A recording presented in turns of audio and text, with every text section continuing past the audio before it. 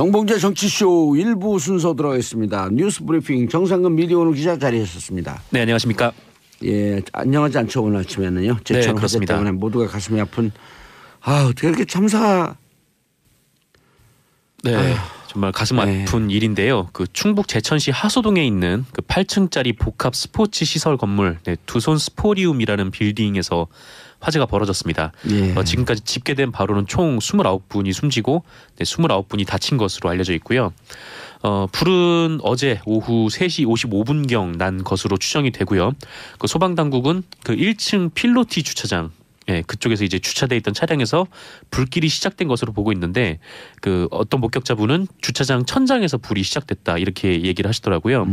그래서 아직 뭐 정확한 화재 원인은 나오지 않았지만 그 목격자들의 말을 종합하면 주차장 천장 차량이 아니고 네네 차량이 아니고요. 근데 어쨌건 아직 정확하게 원인이 나온 건 아닙니다. 하지만 그 목격자들의 말을 종합하면 그 1층 주차장에서 불길이 치솟은 것은 사실인 것 같고요. 예.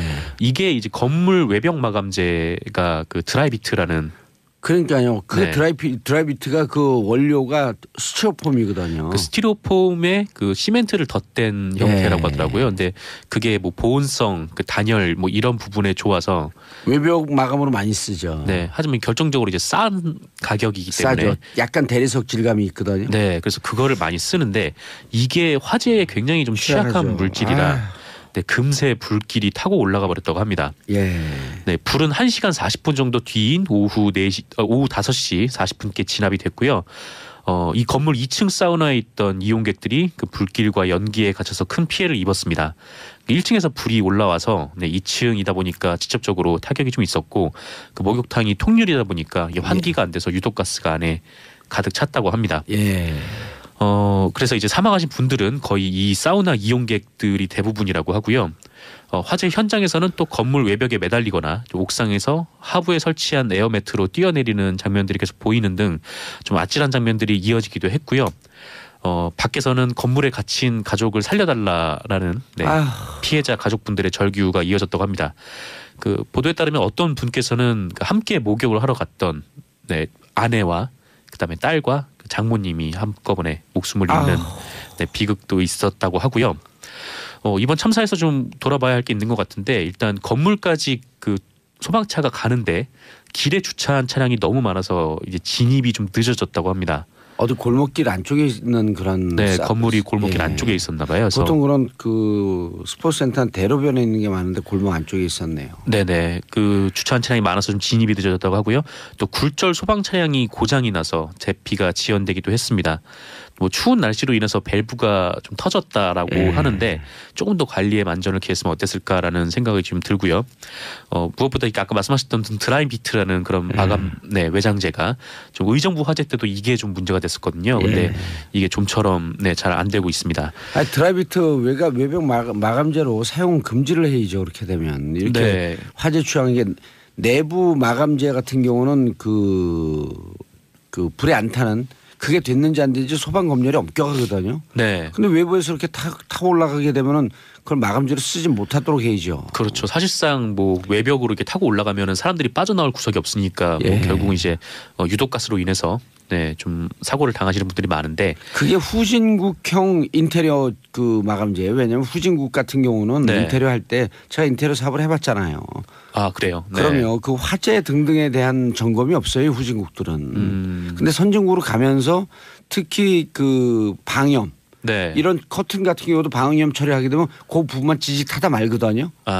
불길이 안으로 들어오지 않고요. 그렇죠. 아니 커튼도 잘 타는 거기 때문에 커튼 우리나라 같은 경우 인테리어 할 때 방염 처리가 다 돼 있어야 돼요. 근데 외벽에 저렇게 방염 처리가 안 되고 화재 취약한 걸 쓰도록 허용하면 이거는 행정 편의주의예요. 제가 보기에는. 후진국 예를 들어 20년 전 30년 전에는 워낙 그 나라가 어려우니까 썼다고 치면 이게 선진국으로 가면서 바뀌어야 되거든요. 저런 게. 그래야죠. 그리고 기존에 있던 것도 다 뜯어갖고 새로 공사하게끔 하고. 네. 정말 이 좀 값이 싸다는 이유로 좀 이렇게 좀 안전에 소홀한 마감재를 좀 안 썼으면 좋겠는데요. 그리고 소방 그 예산 늘리자고 계속 그랬잖아요. 네. 그런데 뭐 이런 것 때문에 늘리자고 그러는 거예요. 맞아요. 이제 공무원도 뭐 소방 쪽 공무원들 좀 네, 좀 많이 채용을 하도록 예. 좀 그렇게 짰었는데 그게 이제 뭐 부결이 좀 된 바 있죠. 좀 그렇죠. 안전 부분에 있어서는 좀 그 국가에서 돈을 아끼지 않는 게 좋은 것 같은데 소방 장구 예산이 이게 지방자치제로 되어 있기 때문에 소방자치제로 되어 있기 때문에 네. 서울과 강원 같은 경우는 10대 1이에요. 그러니까 강원도 같은 경우에 이 비닐 장갑 끼고 갖고 화재 네네. 진압하고 그런다는 거 아니에요. 네, 그래서 이제 소방직을 국가직으로 전환을 하자는 그런 얘기도 나오고 그것도 있고요. 또 야당이 반대하고 있고 예산도 반대하고 있고. 네, 뭐 그렇습니다. 아휴, 참 사고 나야지 그런 것 사고 약방문 아니에요. 집 잃고 소 잃고 외양간 고치는. 네, 좀 안전하게 살 수 있는 좀 대한민국이 됐으면 좋겠는데요. 민승아님 제천 화재 믿기지 않아요. 8399님 고향이라 아는 분 이름 나올까봐 조마조마하며 뉴스 봤는데 우리 큰오빠 친구분 이번 사고로 돌아가셨대네요. 제천이 이게 충청도와 강원도 경계에 있는 도시거든요. 네. 안진경님 연말에 인자가 끊이질 않네. 안타까울 뿐입니다. 유유. 아휴 이게 사고 난 다음에 가족들 어떡하냐고요 이게. 그러게요. 네. 아휴 또 그냥 목동 이대 목동병원에서는 아이들 때문에 그래. 여긴 또 사우나 때문에 그래. 화재 때문에 그래. 좀 연말을 좀 따뜻하게 보낼 수 있게끔 좋은 소식이 있어야 되는데. 네, 그렇습니다. 다음 소식 전해드릴까요? 다음 소식이요. 네. 그 공정거래위원회가 삼성 SDI에 그 삼성물산 주식 404만 주를 추가로 매각하라 이런 지시를 내렸습니다. 최근에요? 네, 어제 발표를 했는데요. 김상조 위원장이요. 원래 1,000만 주 하려고 했다가 그 공정거래위원회 부위원장이 삼성 사장과 짝짝꿍하고 1,000만 주로 500만 주로 줄였잖아요. 요약을 하면 그렇게 되는 겁니다. 예. 네. 그래갖고 그렇게 되면은 삼성이 500만 주 정도의 이익을 보게 된 거죠. 네, 그렇죠. 이게 그 공정거래위원회에는 순환 출자 가이드라인이라는 것이 있는데요. 이게 재벌 회장들이 몇 퍼센트의 주식만 갖고도 그룹 전체를 지배할 수 있도록 만들어 놓은 것이 이제 순환 출자인데 이 순환 출자에 어느 정도 좀 가이드라인을 마련을 함으로써 좀 이제 좀 불공정하잖아요. 이 순환 출자라는 게 그냥 자기가 뭐 10만 원어치 주식이 있으면은 그것만큼의 의결권을 행사하는 게 주주자본주의인데 요게 이제 근간이 좀 계속 흔들리고 있으니까 요 순환 출자를 어느 정도 통제를 하자라고 해서 만들어 놓은 게 이제 공정거래위원회의 순환 출자 가이드라인이었던 거예요. 네, 근데 이 2년 전에 이 가이드라인을 써야 했던 일이 벌어졌습니다. 바로 삼성물산과 제일모직의 합병 과정이었는데요. 그 삼성 SDI가 삼성물산의 7.2%의 지분을 갖고 있고 이 삼성물산이 삼성전자의 3.5% 지분을 갖고 있고 또 삼성전자가 삼성 SDI의 주식을 19.1% 가지고 있는 이런 순환 출자 고리가 있었는데 그냥 한 회사만 갖고 있으면 그 나머지 회사 그냥 한 20-30개로 그냥 그 통제하고 경영하는 거 아니에요. 그러니까 지주회사라고 하잖아요. 이제 그거에 대해서 소유권만 있으면은 이게 통제가 다 가능한 거죠. 이제 요새 같은 경우에는 심지어 이제 재벌들이 그러니까 대기업 오너들이 어떤 방식을 쓰냐면은 그 공익재단 같은 걸 만들어서 이 공익재단에서 그 지주회사의 주식을 소유를 하는 거죠. 그리고 이 공익재단은 상속 재산이 아니니까 상속세를 내지 않고 그냥 공익재단 이사장만 바꾸면은 그 재벌 이게 후계자 그러니까 뭐 아들이라든지 그런 분이 그 공익재단 위원장이 되면 이분이 또 그룹 전체를 그냥 간단하게 통제를 할 수 있는 좀 그런 구조로 만들었던 거예요. 자기들 재산은 공익재단에 다 기부해버리게 되면 세금도 안 내고. 네, 기부를 하면 이제 세금은 안 내게 되죠. 그래서 어쨌건 이 삼성 SDI가 삼성물산을 가지고 있고 삼성물산이 삼성전자를 가지고 있는 게 이 순환 고리의 핵심이었는데 삼성물산하고 제일모직이 합병을 했잖아요. 그래서 삼성물산이 소멸이 돼버린 거예요. 그러면 이제 제일모직이 삼성물산 자리를 대체를 하게 됐는데 지금 이제 이름을 통합 삼성물산, 합병 삼성물산 이렇게 이름을 짓긴 했는데 어쨌건 그게 이제 제일모직이 올라간 거죠. 이제 그 순환 출자 고리로 간 거죠. 이거를 공정위가 가이드라인에 따라서 판단을 내려야 돼요. 이 가이드라인에는 그 강화라는 규정하고 새로 형성이라는 규정이 있는데 이 강화라는 규정으로 적용을 하면은 그 새롭게 이제 강화된 주식만 처분하면 되고 아예 그냥 새로 형성이라고 하면은 이게 순환 출자 고리에 새롭게 들어간 거기 때문에 기존에 있던 주식들의 이제 순환 출자 고리를 어느 정도 이제 끊어야 되는 좀 그런 상황이 도래하는데 이제 삼성의 로비로 인해서 이거를 강화하라는 판단을 내렸다는 거죠. 그러니까 삼성물산이 순환 출자 고리였고 제일모직은 고리가 아니었는데 제일모직이 그 자리를 대체를 했으면 이거는 신규 형성이라고 봐야 되는데 새로 형성이라고 봐야 되는데 요거를 강화하라고 판단을 내렸다는 겁니다. 무척 어렵네요 말이. 그냥 말씀을 하면서 본인은 이해하고 있어요? 저 이거 공부하느냐고 아침에 엄청나게 힘들었는데. 근데 공부한 게 최근에 공부한 게 티가 나요. 아 그래요? 예, 네. 말을 이해를 못하게 설명을 해요. 정말요? 나름 열심히 이해를 돕기 위해서 설명을 드렸는데 전혀 이해할 수 없어요. 네 그렇군요. 조금 더 길게 설명을 드릴 거 그랬나요? 아니 길게 할 시간도 없어요. 네 그렇게 되죠. 어쨌건 다시 말씀드리면 한마디로 말씀드리면 그래서 이제 김상조 위원장이 요거 결정이 잘못됐다라고 해서 하지만 이 결정을 내리는데 약간 좀 문항에 애매한 규정이 있다라고 판단을 내리고 그래서 이 부분을 조정을 하면서 네 김상조 위원장이 사과를 한 거죠. 간단하게 이런 거죠. 삼성물산이 삼성그룹이 편법으로 500만 줄 안 팔고 있는데 이거 팔아라. 매각해라 이제는. 네, 팔아라라는 거죠. 네, 그래서 그렇게 되면은 뭐 삼성 SDI가 제일모직 주식도 갖고 있긴 해서 뭐 순환출자 고리가 아예 끊기진 않겠지만 어느 정도 이제 순환출자의 좀 지배구조에 그렇죠. 경영권 행사하는데 좀 어려움이 있게끔 만든 거죠. 그렇죠. 그렇게 된 겁니다. 알겠습니다. 그렇게 설명하면 되고 참 오래 뭐 삼성이 어쩌고 제일모직 SDI가 어쩌고 엄청나게 복잡한 얘기죠. 쉬운 걸 복잡하게 설명했어요.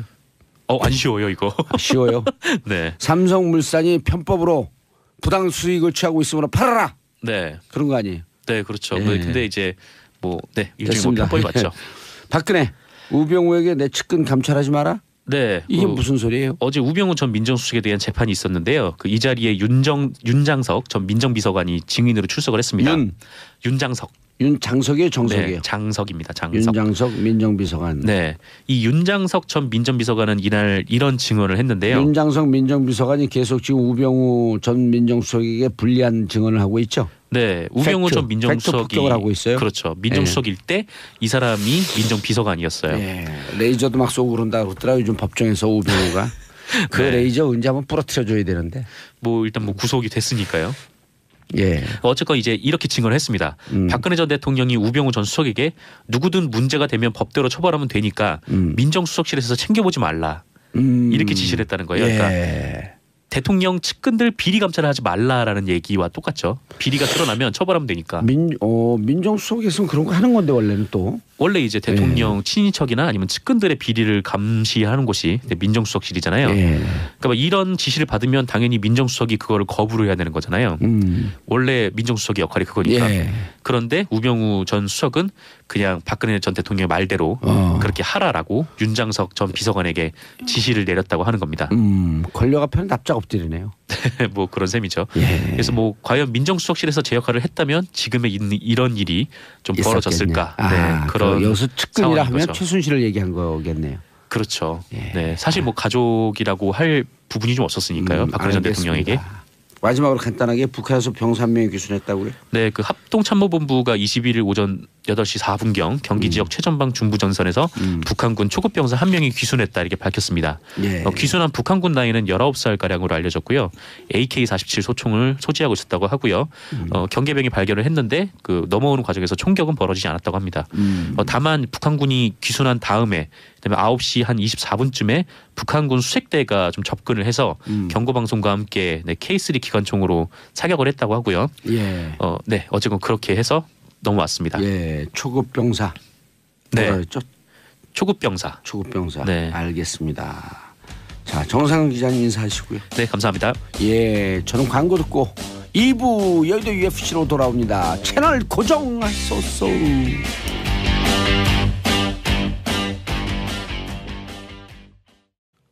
정봉재 정치쇼 2부 순서 들어가겠습니다. 여의도 UFC. 자, 오늘 20대 국회 본회의 임시회기죠? 다 원해여가지고 별로 관심이 없습니다. 임시회의 마지막. 자, 그래서 본회의 열리는 날 의원님들이 못 나오시고 전 의원님들이 와그닥닥 자리하셨습니다. 김광진 더불어민주당 의원 자리하셨습니다. 네, 안녕하세요. 차명진 자유한국당 재선 의원. 아니 그럼 나를 특별히 모신 게 아니라 이게 대체품으로 모신 거예요? 그렇죠. 아 참 이런 줄 알았으면 안 나올 걸. 그러면 그냥 가세요 지금 그럼. 왔는데 그 분량 채우고 갑시다. 자, 고정 진수희 전 재선 보건복지부 장관 출신. 바른정당의 진수희입니다. 아유 고정이에요. 팬이 많아졌어요. 바른민주당인 줄 알아. 어떨 땐 바른정의당인 줄 알고. 그래서 오늘은 한국당 쪽에서 붙으려고 왔어요. 아니 그게 아니고 모처럼 어렵게 나오셨기 때문에 충분히 말씀하시도록 저는 오늘 좀 많이 또 조용히 있겠습니다. 차명진 의원하고는 제가 개인적으로 아주 절친이거든요. 아니, 목도리를 오늘 딱 통합의 메시지를 딱 표시하고 오셨어요 지금. 아니 그리고 컵도 빨간색. 저는 뭐 참 원래 예. 이 얼굴 안 나오는 데는 안 하는데 예. 이 봉도사가 하도 이거 저 보이는 얼굴 날인데. 나가요? 얼굴 나가요? 라이브로. 그렇습니까? 라이브로 나갑니다. 페이스북으로 또 나가고 보는 라디오로 또. 아침에 신경 좀 쓰고 놓고. 자 그리고 뭐, 오랜만에 나오셨어요. 박원석 정의당 의원님 자리하셨습니다. 네, 안녕하세요. 박원석입니다. 예. 대표 선거에서 이정미 현 대표하고 붙었다. 그때 많이 졌어요? 아니요, 뭐 한 5% 졌습니다. 5%. 그러니까 원외인데 아무래도 원외이기 때문에 당원들이 원내를 선택한 거라고 봐야죠. 뭐 그런 것도 있을 거고요. 예. 또 이정미 현 대표께서 진보 정당을 아주 오래 하셨어요. 저는 비교적 뒤늦게 개헌되면서 결합한 거고 뭐 그런 차이들이 나는 거죠. 이정미 대표도 그렇고 박원석 의원님도 그렇고 진보 정치하는 분들인데 아주 부드러우세요. 예. 오늘은 안 부드럽게 한번 진보 정치 본색을. 아 그래요? 민주당 의원인 줄 알았어요. 때로는 자유한국당스럽고. 아, 저 욕인데. 욕한대요. 원래 정의당 저는 제2 여당 이렇게 부르거든요. 아 그래요? 네. 바른정당을 영어로 하면 정의당이에요. 아니 한자로 하면. 맞아요. 자 알겠습니다. 오늘 네 분 활약 기대하면서 제가 커피도 쐈습니다. 활약하시라고. 네, 감사합니다. 차명진 의원님 좀 그러게요. 공손하게 앉으세요. 건방지게 뒤로 기대 좀. 네. 자 UAE 논란 의혹이냐 정치공작이냐 정치공세냐 이거 좀 궁금해요. 왜 갔는지. 근데 뭐 자유한국당에서 먼저 말씀해 주셔야 될 것 같긴 한데 예. 별로 의혹 제기할 만한 분야도 그렇게 크지 않고 예. 또 어떤 부분에 대해서 국익과 관련한 어떤 논의가 있었다 치더라도 그걸 다 공개할 필요성까지 있는 건 아니지 않습니까? 그리고 뭐 예를 들면 원전 뭐 이런 것에 대한 염려가 있으시다고 계속 하시는데 진짜 원전이 국익 차원에서 뭔가 문제가 될까 봐 염려를 하시는 건지 그때 계약을 할 때 있었던 일들 중에 어떤 것들이 밝혀지면 안 될까 봐 염려하시는 건지라고 하는 부분이 좀 걱정스럽네요. 살금살금 부드럽게 얘기하시는데 싸움을 세게 거시네요. 그런데 왜 갔대요? 간 이유는 뭐라고 밝혀요? 청와대에서는.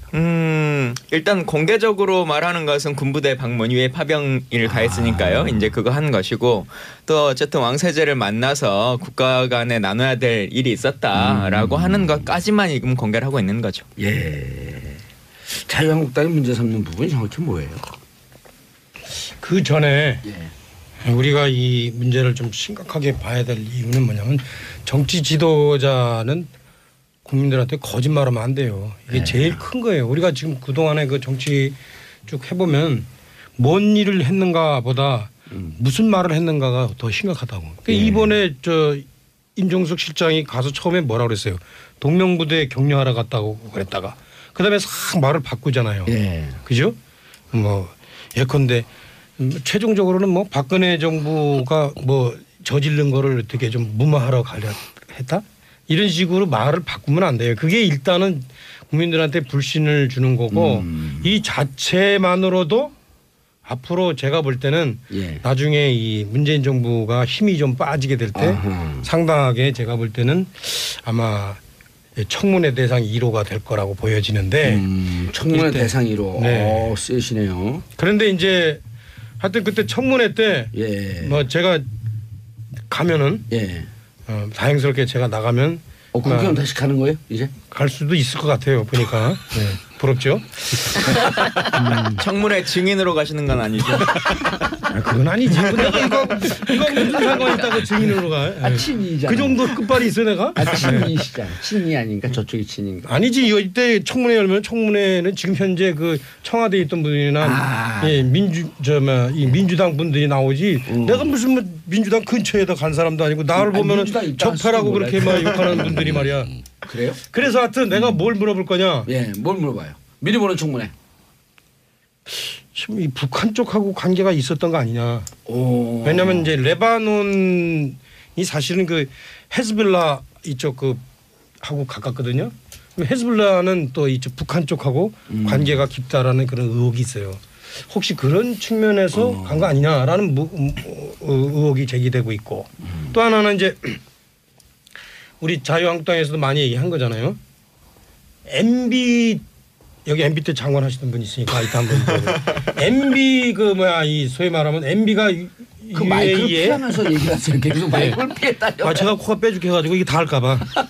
네. MB가 UAE에 원전 수주하면서 뭔가 서로 커미션을 주고받은 거 아니냐. 그런 의혹을 갖고 조팩 청산 몰이를 하다가 보니까 국내 소재가 다 떨어져서 외국 거 이제 하려다가 거기까지 조사를 하려고 간 거 아니냐. 또 어떤 얘기는 그 조사하다가 UAE한테 들켜가지고 니들이 어떻게 감히 우리 왕족의 장부를 뒤져봐 해서 열받게 만들어서 그러면 국교 단절해 이런 그 통보를 받고 그거를 무마하러 갔다는 썰이 있어요. 설이 많네요. 네, 많죠.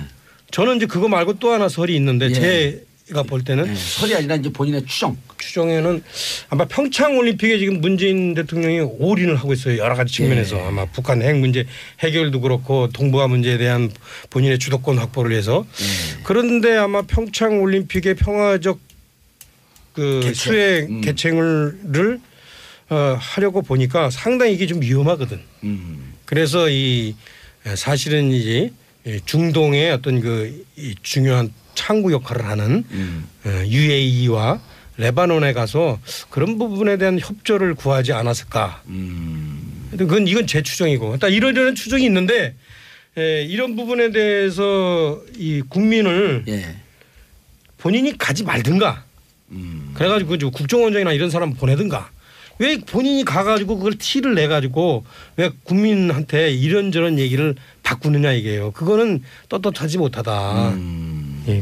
그래서 그건 제가 볼 때 나중에 문제가 계속 될 거예요. 국회 운영위 소집하면서 여당도로 같이 열자 이렇게 왜 제안을 안 했어요, 근데?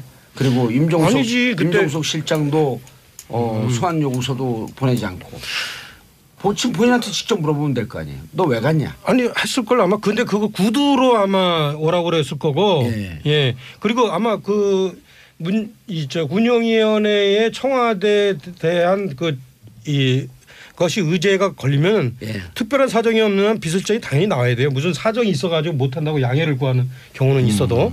그러니까 그렇게 해서 소집한 거죠. 근데 이제 여당이 거길 방해한 거죠. 모르겠어요. 정수성 용사 안 보냈다고 문제 제기를 했는데 지금 아마 이제 운영위 위원장이 지금 이렇게 과도기적인 상황에서 의사 일정 합의 과정이 이렇게 매끄럽지가 않아서 아마 그런 혼선이 있지 않았나 싶은데 그거는 사실은 이것과는 조금 또 변론이어서 제가 장관 출신 걸 모르면 이 문제에 관해서 좀 드릴 말씀은 뭐냐면 저는 평소에 정부나 여당을 상대로 자유한국당이 비판하거나 지적하는 이 부분들에 많은 부분 동의하지 않는 것들이 좀 꽤 있었어요. 그런데 이 문제만큼은 지금 자유한국당에서 제기하는 여러 가지 의혹이라든지 추정이라든지 이게 상당한 개연성이 있어 보인다라는 생각이 들고요. 요즘 전문 용어로 얘기하면 소위 냄새가 너무 나요. 나도 너무 많이 난다. 그래서 저는 이거는 한번 살펴봐야 될 일이고. 근데 이 이슈를 저는 청와대에서 지금 관리를 첫 단추를 지금 상당히 잘못된 상태로 지금 이렇게 막 가고 있는 것 같아서 저게 어디까지 청와대가 저렇게 하려나 싶어서 불안한 마음으로 보고 있고요. 이게 MB의 추억을 되짚어서 한 것 같아요. MB 추억은 조금 이따 얘기하고요. 아까 김광진 의원께서 뭐 국익 차원에서 다 밝히지 못할 부분도 있다 그랬는데 물론 이 안보나 군사 관련한 거라든지 대북 관련한 거 이런 거면 뭐 그럴 수도 있다고 봐요. 왜냐하면 아까 이제 차명진 의원이 혹시 레바논의 뭐 헤즈볼라 뭐 그쪽에서 북한이랑 뭐 좀 이 소통이나 대화를 위한 것도 있다 그러는데 차라리 그런 거였다면 뭐 이야기 안 해도 되고 뭐 국익 차원에서 뭐 안보하고 관련된 이슈니까 그렇다고 이해는 할 수 있지만 저는 그거보다는 원전하고 관련된 그 이유가 상당히 더 컸다고 보고요. 제가 어제 받은 글 카톡에 돌아다니는 받은 글에서도 보면 물론 과장이라든지 약간 가짜뉴스성 내용도 있겠지만 상당히 그럴싸해 보이는 얘기들이 지금 굉장히 많이 찌라시가 찌라시에 그런 내용들을 담고 있어서 저는 이거 청와대가 상당히 곤혹스러운 쪽으로 지금 갈 수도 있지 않겠느냐 뭐 이런 생각이 들어요. 곤혹스러워지길 바라는 건 아니고요. 아니 근데 내가 한마디 할게.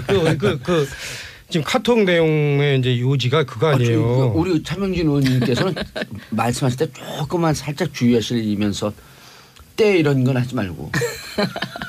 아니 우리나라의 대통령을 그렇게 홀대한 사람들이 때스러운 사람들 아니에요?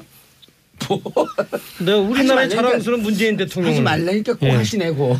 그렇게 생각 안 해요? 우리 봉도사는? 그냥 중국 쪽이라고 이야기하세요. 중국 얘기는 갑자기 하지 마시고.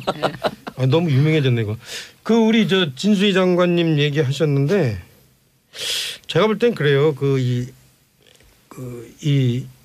나는 거기 부분에 대해서 진수희 장관님이 의심하는 게 안 맞는 것 같아요. 왜냐면 원전 관련해서 의심이요. 일단 왜? 들어보세요. 두 분 합의 보시고 난 다음에 말씀하셔야 될 것 같은데. 봐봐요. 자, 가장 지금 상식적으로 생각하면은 자원 개발이나 어떤 원자력 같은 그런 것, 그다음에 어떤 대량 살상 무기 같은 것을 서로 주고받을 때는 국제적으로 다 이렇게 관례상 여러 가지 거래 것들이 있어요. 특히 상대는 왕족이잖아요. 왕족. 왕정 국가죠. 그런 데에 하고 거래한 거를 MB 뒷조사하겠다고 그걸 뒤를 찾아봐? 이런 찾아보는 사람이 IQ가 두 자리지. 제가 이거는. 얘기한 원전 관련 부분들에는 이런 얘기까지 다 포함되어 있는 거예요. 네? 이 정부 언제 합의하실 거예요, 둘이? 얘기해 보세요. 아니 내가 모처럼 한국당 계속 우리 박 의원님한테 비판하다가 이번에 이 이슈 갖고는 좀 도와드리려고 했는데 이게 안 통하네요. 근데 저는 객관적으로 보는 사람이 좀 전에 두 분이 말씀하신 것 중에 제가 공감하는 거는 청와대가 이슈 관리를 잘 못한 건 맞습니다. 그게 이제 말을 바꾼 건데요. 처음에는 군부대 격려 방문 갔다 그랬다가 뭐 소통 협력을 강화하러 간다 그랬다가 박근혜 정부 때 뭔가 껄끄러운 문제가 있어서 그거 해결하러 갔다. 근데 처음부터 사실은 마지막처럼 얘기를 했으면 되는 거예요. 세부 내용은 이게 이제 외교상의 민감한 문제들이기 때문에 다 밝힐 수 없다. 이랬으면 그냥 끝나는 거였는데 이게 말이 바뀌니까 계속 그 과정에서 의혹을 낳는 거죠. 게다가 이슈 관리 잘못한 것은 맞다. 게다가 얼마 전에 가서 만났던 그 UAE 왕세제의 조카가 또 들어왔어요. 공교롭게. 19일 날. 마침 또 그때 임종석 실장이 휴가 중이었어요. 그래서 뭔가 UAE에서 마무리 짓지 못한 문제를 마무리 짓기 위해서 일종의 특사 형식으로 들어와서 만나고 간 거 아니냐 이런 의혹까지 지금 이게 커져 있는 거죠. 오늘 임 실장이 그 휴가에서 복귀한다는데 아마 이 문제에 대해서는 답을 하지 않을 거다 이렇게 예측들을 하는데 그러지 말고 저는 분명하게 다 밝힐 수 없는 문제가 있지만은 양국 간에 주요한 현안이 있어서 내가 갔다 왔다. 그걸 다 어떻게 일일이 밝히냐. 이렇게 자르고 넘어가는 게 이 문제를 깔끔하게 해결하는 방법인 것 같아요. 왕세자 조카 들어온 거는 정말 관계가 있는지 아니면 오비라든지 어쨌든 아니 뭐 놀러 왔다는 설도 있습니다. 그냥 여행 왔다. 개인적으로. 여행 왔는데 또 공교롭게도 임종석 실장이 갔다 온 다음에 들어와 오니까 뭔가 인과관계가 있는 거 아니냐? 그런 지금 설들이 막 퍼지고 있죠. 그런데 너무 서설로 우리가 할 수는 없고 UAE 대사관 설이 와요 2월에. UAE 대사관 관계자가 그러니까 진짜 사적인 관계 이 왕세제 조카가 한국의 모 가수하고 연예인하고 어떤 사적 관계가 있다는 거 아닙니까? 그래서 사귀어? 신문에도 났어요. 확인해 보세요. 그래서 여기 또 둘이 싸우시네. 제가 오늘 2대2인 줄 알고 왔던 1대3이었어요. 지금 뭔가. 아니 근데 이런 발언은 왜 제재 안 하고 내가 딴 데서 한 때 발언 갖고 뭐라고 아니 사귀는 게 뭐가 문제예요? 그렇지. 이건 일단 저기 일단 먼저 진수희 의원을 통해하고 오세요. 답변 드려야 될 거. 그 운영위원회와 관련해서는 명확하게는 일단 운영위원회 위원장조차 해외 출국 중이었지 않습니까? 그 회의 소집조차 위원장이 누구예요? 정우택 원내대표인데 본인이 이제 해외 출국 중이셔서 위원장도 없이 그냥 회의 소집을 하게 된 거니까 그 자체가 좀 성립되지 않고 원래 국회법에 여야 간사가 합의를 해서 이제 상임위를 열도록 돼 있는데 그러니까 회의를 협의를 하다가 결렬돼서 뭐 혼자 단독으로 냈다라고 하는 것은 있을 수 있죠. 근데 협의조차 없이 그냥 단독으로 연 거 이거는 좀 절차상 문제가 있는 거고 예. 말씀하셨던 그 출석 요구서라고 하는 것조차 아예 통지된 바가 없는 것이니까 절차상의 문제가 좀 있었다. 예. 하려면 제대로 정말 딱 정치적 쇼잉으로 우리가 공격하겠다라고 하는 것만 한 것일 뿐이지 다른 부분은 전혀 없다 이런 생각이 들고요. 이 부분에 대해서 내부 합의는 어떻게 하시겠어요? 이 얘기에 대해서는 운영위 절차에 대해서는 좀 동의하고요. 예. 근데 한 가지 제가 자유한국당에서 의혹 제기하는 거 이해할 수 없는 부분이 예. 그 원전 관련된 거 이런 거 아닙니까? 그 모종의 어쨌든 원전 관련해서 거래가 있었는데 예. 그거를 문재인 정부가 오버해서 조사를 하다가 저쪽 UAE 왕가의 심기를 건드렸다. 그거 무마하려고 간 거 아니냐. 이런 얘기를 자유한국당이 스스로 마치 뭐 도둑이 재발절이듯이 막 얘기하고 다니면 그게 과연 좋은가요? 자유한국당이나 MB한테나. 아니 그런 얘기를 국내에서 누구도 공론화시키지 않았어요. 근데 이제 공론화가 될 참이에요. 잠깐만. 아, 거래 있었구나. 근데 이제 뭐 팩트를 전달하는 거는 자유인데 해석을 어떻게 그렇게 이상하게 하세요? 스스로 말하면 그러니까 자유한국당에서 MB 조사하려고 그러다가 니들이 지금 뭐 밟았구나 이렇게 얘기하는 게 왜 도둑이 재발절이다고 생각한 거예요? 아까 차 의원은 제 기억에 그거는 별로 안 중요하다고 그건 설로 시중에 돌아다니는 설로 소개를 한 거지 본인이 그렇게 주장한다고 얘기하지는 않은 것 같아요. 자유한국당에서 정확하게 문제 제기하고 있는 거는 뭐 하러 갔는지 자유한국당에서는 알자. 그리고 당신들이 안 알려주니까 이러이러한 설이 있다라고 얘기한 거예요. 그리고 그 설에 얘기한 거는 그러한 설이 있을 여지는 충분히 도둑이 있습니다. 재발절이다라는 것을 거기다 비유한 거는 좀 안 맞는 것 같고 그런 거 부분에 대해서 그러면 아니면은 밝혀라 이 얘기고 그다음에 또 하나는 얘기는 이거예요. 무슨 절차 문제 얘기하는데요. 국회는 여러 가지 문제를 논의하는 거예요. 그 논의하기 위해서 절차는 여러 가지 또 방법으로 쓸 수 있는 거고 지금 문제의 본질은 뭐냐면 이거 그 삼척 동자도 아는 얘기를 그렇게 무슨 뭐 절차가 어떠니 저떠니 얘기해가지고 쓸데없이 전파 낭비하세요. 보세요. 아니 사람들이 다 알고 있어. 뭐냐면 이거 지금 임종석 그 비서실장을 방어하기 위해서 여당이 의회 소집을 지금 방해하고 있구나. 보이콧을 하고 있구나. 그런데 그것을 어떻게 한국당은 조금이라도 국민한테 좀 이 문제의 의혹을 확산시키기 위해서 조금 그러니까 쇼잉한 거죠. 쇼잉. 확산시키기 위해서 쇼잉은 다 그 정치가 쇼잉하는 거예요. 그러니까 이걸 확산시키기 위해서 국민한테 알리기 위해서 이걸 소집한 거다. 이거 국민들이 다 알고 있어요. 무슨 절차 얘기하고 있어요 지금.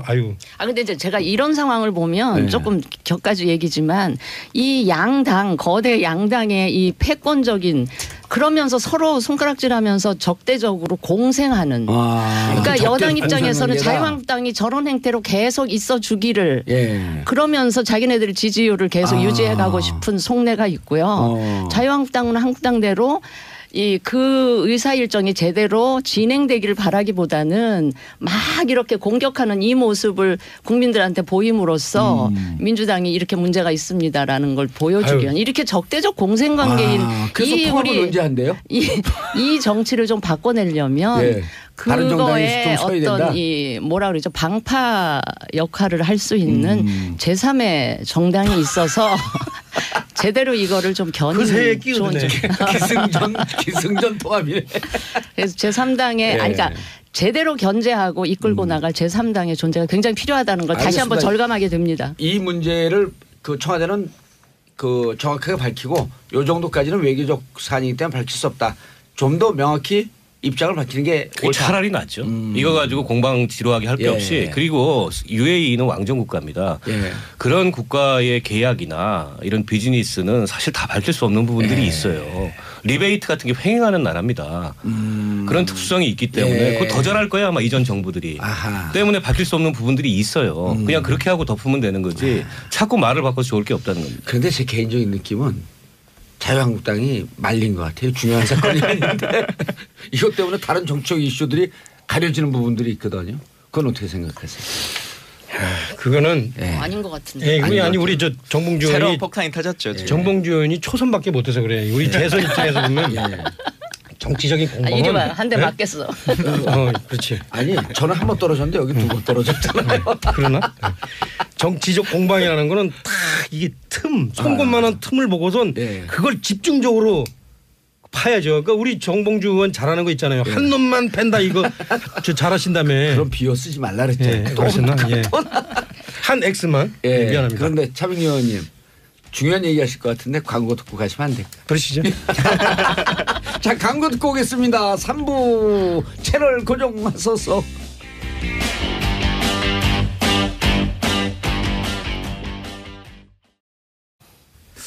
정봉주의 정치쇼 3부 여의도 UFC 여러분께서는 김광진 더불어민주당 의원, 차명진 자유한국당 의원, 진수희 바른정당 의원 및 장관 출신 박원석 정의당 의원 함께하고 계십니다.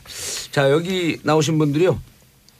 많은 분들이 우리 청취자분들께서 현역 의원들이신가? 그런데 걱정 마세요. 현역 의원이었고 곧 또 현역 의원 되실 분들이에요. 누구 빼고 정봉주 빼고. 저 빼고요. 전 진행자니까. 저는 이 마이크를 안 놓습니다. 욕심내지 마세요. 자, 그래서 그 간단하게 정리하고 넘어가시죠. 아까 차명진 의원님 발언하다가 멈췄으니까. 뭐 했었어요? UAE 임종석 한 거. 마지막으로 정리하세요. 네, 다른 분 발언 기회 안 드리겠어요. 하여튼 그 분명히 왜 밝혀라. 거기를 비서실장이 갔냐. 다른 사람이 가도 되는데 왜 또 그때 갔냐. 대통령 중국 방문하기 전에. 응? 좀 이따 가도 되는데 왜 갔다 와서 또 딴소리 하냐. 왜 말이 자꾸 바뀌냐. 이거는 이제 공직자의 기본이 안 된 거예요. 아하, 예. 그죠? 예. 예. 그래서 아마 이 문제는 두고두고 문제가 될 거다. 자, 민주당은 어떻게 정리할 겁니까? 질문 주신 거에 대한 답으로만 치면 사실 이제 그 우리가 계속 얘기한 것처럼 왕족 국가지 않습니까? 그러면 또 일반적인 공식 라인 뭐 장관이나 아니면 이런 식의 라인보다 또 저쪽에서 요구하기에는 대통령의 직속 관계자가 오는 것이 의중을 담을 수 있다라고 하는 측면이 있기 때문에 실장급에서 정한 거다라는 생각이 좀 들기도 하고요. 그다음에 말을 바꿨다라고 하는 얘기들은 처음에 군부대를 방문하고 그 관계적으로 외교적인 어떤 일이 있었다라고 하는 정도에서 넘어가 줬으면 되는 일인데 계속적으로 묻고 하다 보니까 답을 하게 되는 것이지 그걸 계속 속여왔다 이렇게 말하는 것은 좀 아닌 것 같습니다. 알겠습니다. 어쨌든 이것은 지금 꺼지지 않는 불씨예요. 자, 한미연합훈련 좀 평창올림픽 이후로 연기하자. 기간 동안은 좀 중지하자. 바른정당 반대하고 나섰죠. 이게 원래 이 한미 연합훈련은 날짜가 정해져 있었던 거죠. 오래전부터 늘 하는 정례. 근데 이걸 이렇게 연기한다고 해서 뭔가 상황이 굉장히 달라질 게 있는지 일단 그게 의심스럽고요. 그걸 떠나서 뭐 대통령 차원에서는 그 어떻게든 평창올림픽을 좀 성공적으로 치를 수 있도록 하기 위해서는 다른 참가국들이 불안해하지 않게 하면서 오고 북한도 되도록이면 참여했으면 좋겠다라는 그 간절한 생각이 있으신 건 제가 이해를 하는데 그래서 이런 생각까지 하는 거는 또 뭐 일견 그 인정을 한다고 쳐도 왜 하필 우리 국내 언론 다 제껴두고 꼭 그렇게 평창 그 경강선 개통하는 그 열차에서 MBC 기자 인터뷰 때 그 엄청난 얘기를 하시는지 그래서 왜 우리 국내 언론을 그렇게 뭐라 그럴까요? 자극하고 그 서운하게 하는지 이거야말로 국내 언론 패싱 아닌가요? 그거는 제가 좀 이해할 수가 없어요. 연기 제한하는 것까지는 제가 백보 양보해서 뭐 그럴 수 있겠다 이 정권 입장에서는 저도 왜 그런 식으로 발표를 했는지 그거에 대해서는 제가 좀 동의하기가 어려워요. 차 의원님. 우리 이 찬성하는 두 분 중에 한 분 얘기하고 제가 그러시겠어요? 정의당. 일단 평창 올림픽의 성공적 개최를 반대하는 국민은 없을 겁니다. 지금까지 이제 92개국이 참가를 결정을 했어요. 2014년도에 소치 동계올림픽 때 88개국이 참가를 했는데 더 넘어섰네요. 네, 넘어섰습니다. 그럼에도 불구하고 여전히 불안 요인은 가장 큰 불안 요인은 결국에는 북한의 미사일이나 핵실험이나 이런 도발입니다. 그렇겠죠. 이게 이제 안전이 담보되지 않으면 참가국이 더 늘지 않을 가능성이 있고 참가하겠다고 했던 나라들이 다시 고민할 가능성이 있어요. 그러니까 평창 올림픽 성공적 개최를 위해서 유일한 불안 요인을 어쨌든 좀 미뤄두자, 묶어두자라는 당장 이번 아베도 제안에 참가할지 여부에 대해서 고민한다 이런 워딩이 나왔잖아요. 예, 그 뭐 적십자 그 해외에서 접촉이 있었다고 얘기를 하는데 이게 두 번째 목적이죠. 예. 북한의 공식적인 북한은 지금 이제 참가 신청을 안 했습니다. 마감이 됐는데 그럼에도 불구하고 이제 개인 종목에 참여를 할 수가 있거든요. 예.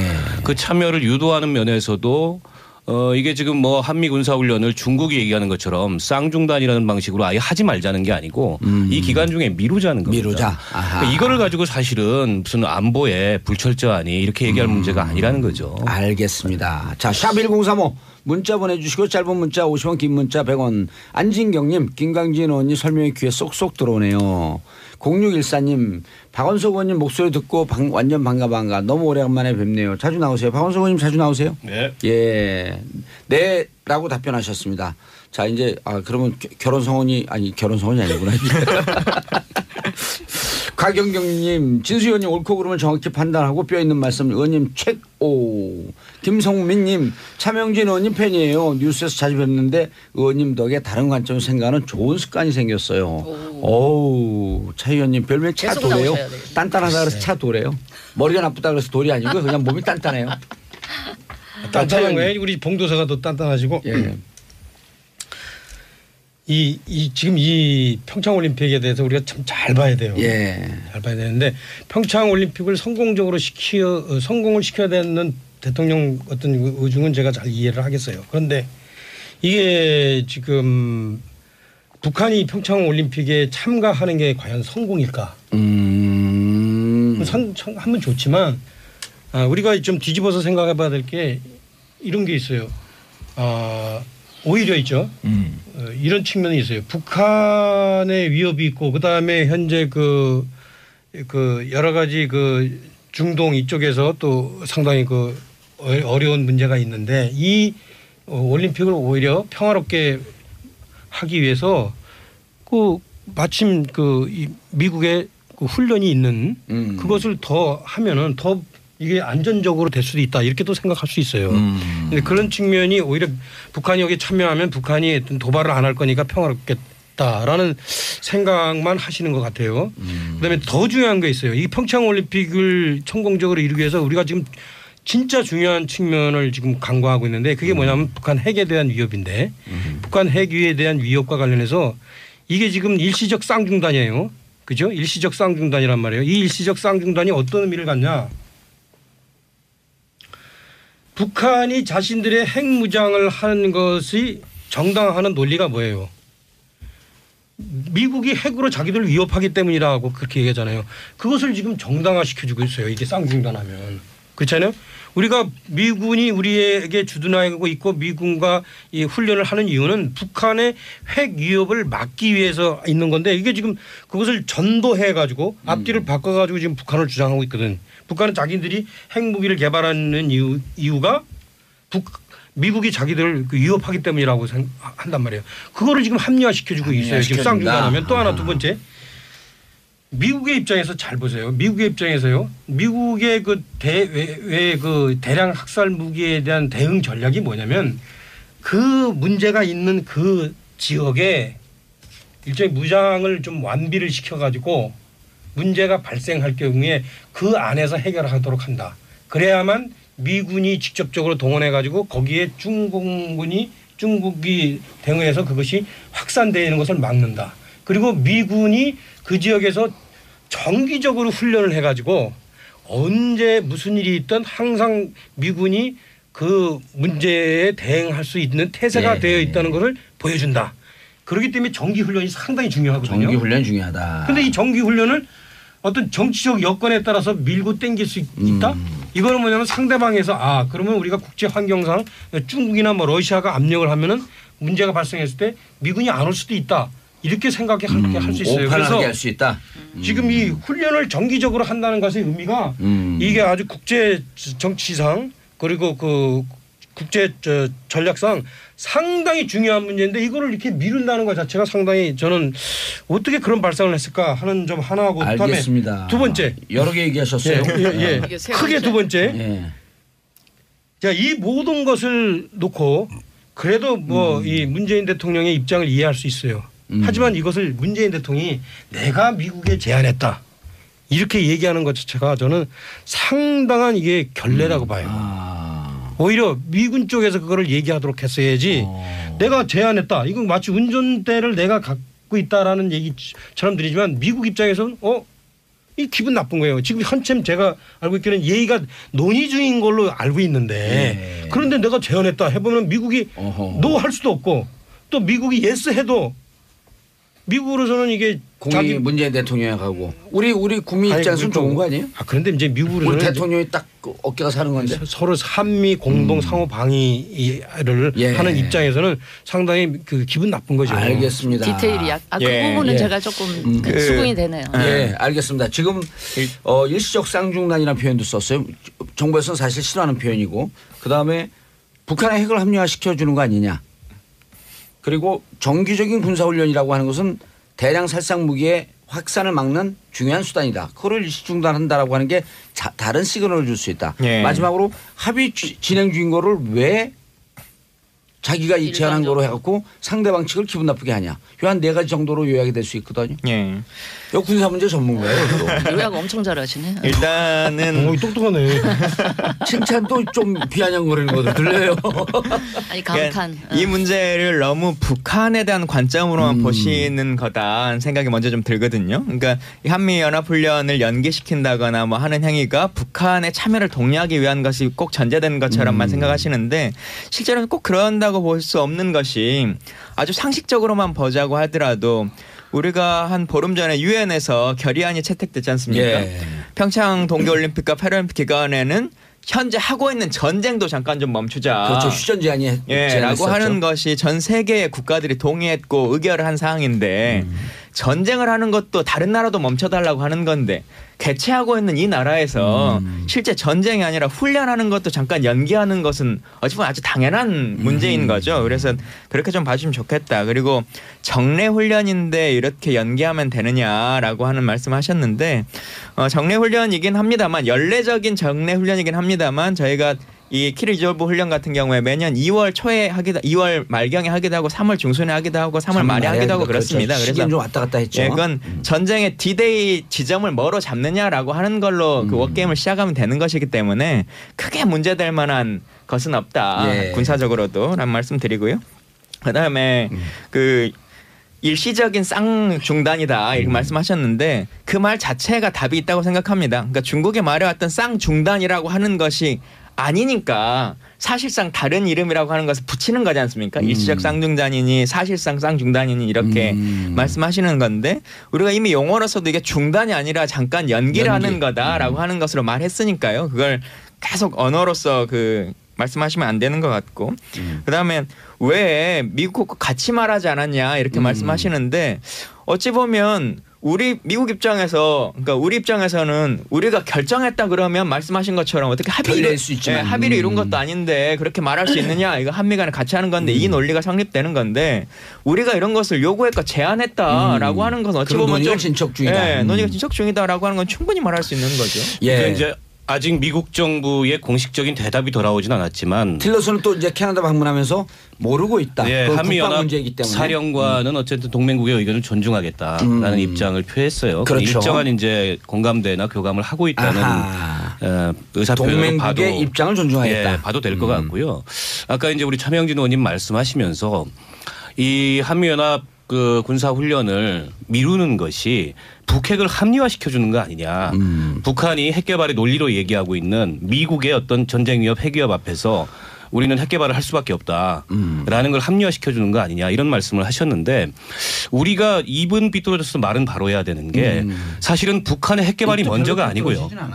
북한의 핵 개발이 먼저가 아니고 사실은 이 38선을 경계로 한 미국과 북한 간에 혹은 북한과 한국 간에 이 군사적 대결 상태가 오랫동안 지속된 거죠. 그러니까 6.25 전쟁 이후에 한국 전쟁 이후에 북한이 초토화되고 기둥뿌리밖에 안 남았던 시절에서 지금 저 사회로 온 건데 그 60년 70년 넘는 동안에 경제적 군사적 제재를 받았어요 북한이. 때문에 미국의 군사적 위협 앞에서 우리는 핵 개발을 한다는 말이 틀린 건 아닙니다. 그게 정당화될 수 있느냐 정당화될 수 없느냐는 별개의 문제예요. 그럼에도 불구하고 핵 확산을 금지하고 있는 국제 조약이나 또 NPT에 가입했었지 않습니까 북한이. 핵사찰도 받았고. 근데 거기를 뛰어나가서 핵 개발하는 게 정당하느냐 정당하지 않느냐는 별개로 다툴 수 있지만 미국의 군사적 위협 앞에서 우리는 자위적 수단으로 핵 개발을 한다라는 말 자체가 아예 근거가 없거나 틀린 말은 아닌 거죠. 그렇지 않습니까? 정당화는 별개 문제로. 정당화는 별개로. 그들의 주장이 불구하고. 일견 아니, 그들은 할 수 있는 주장이라는 겁니다. 그들이 할 수 있는 주장이다. 알겠습니다. 정부 관계자 말씀 같아요. 예, 진수 의원님. 아니 오늘 모든 분에게 남자 네 분이 계시니까 모든 분에게 다 웃고 계세요. 말을 하세요, 말씀을. 아니 저는 드리고 싶은 말씀 그 아까 했고요. 저는 이 평창올림픽 관련돼서 아니 또 그 평화적 성공을 원한다라고 하는 그 심정은 이해는 가능한 거 아니에요. 그 심정은 제가 저도 이제 집권 세력의 일부로 장관까지 해보신 국정 운영에 참여도 했던 사람 입장에서 그리고 평창올림픽 유치하는 과정에는 이제 이명박 정부가 또 그렇죠. 주도를 했었기 역할을 때문에. 했죠. 이 개최까지 성공적으로 되고 개최 이후도 이게 성공이었다는 평가를 받도록 하는 게 저도 굉장히 그 원하는 바인데 아베가 안 온다 그러니까 더 성공시키고 싶어요. 아베가 또 위안부 얘기를 또 거론하면서 뭐 참여 못한다 이런 얘기를 어제 강경화 장관 간자리에서 뭐 하고 이래서 지금 굉장히 좀 불안하기도 하고 일본은 안 온 상태에서 다른 나라가 다 와서 성공시키면 어떨까? 그렇게 할 수 없죠. 그거는 바로 이웃 나라인데 그렇죠. 그거는 좀 아니고요. 그래서 걱정이 많이 됩니다, 사실. 그래서 성공적으로 개최해야 되는데 군사훈련 연기는 그래도 옳은 방법은 아닌 것 같다. 그리고 우리 정부나 여당 쪽에서는 야당 쪽에서 이 문제에 대해서 문제 제기를 하는 거에 대해서 너무 또 그렇게 알러지 반응을 보이실 필요는 없다고 봐요. 이 중요한 사안에 대해서는 야당 국내에서 또 반대 의견도 있어줘야 외국에서 그 받아들이는 것도 좀 다르게 받아들일 수 있기 때문에. 알겠습니다. 장관 해보신 분은 다르네. 왜요? 역지사지다 하시고 문재인 대통령이 이번에 가셔서 중국 가서 역지사지 역지사지 해야 정치 보복 같은 것도 없어지는 겁니다. 정윤 의원님 마지막 정리 추가 하실 말씀 있으세요? 나는 왜 이렇게 가는 데마다 이렇게 내가 한번 얘기하면 전부 이렇게 벌떼같이. 아니 왜 나 많이 도와주는? 이번엔 많이 도와주시네요 우리 누님이. 벌떼가 챙겨 다행히 개떼라고 그럴까 큰거 좋아했네. 네. 근데 자 요즘 정리하시죠. 이거 충분히 입장들은 그 밝혀졌으니까. 북한이 그 자신들의 핵무장을 근거로 내세우는 게 미국의 위협 때문에 그렇다는 거를 당연히 할 수 있는 거 아니냐라는 얘기는 우리가 얘기할 수 있는 많은 사항 중에 하나가 아니고요. 상당히 중요한 이게 문제예요. 이게 상당히 역사적 인식과 철학에 관한 문제인데. 자, 그건 논점에서 살짝 비켜는 거니까 그 정도로 하고 정리하시죠.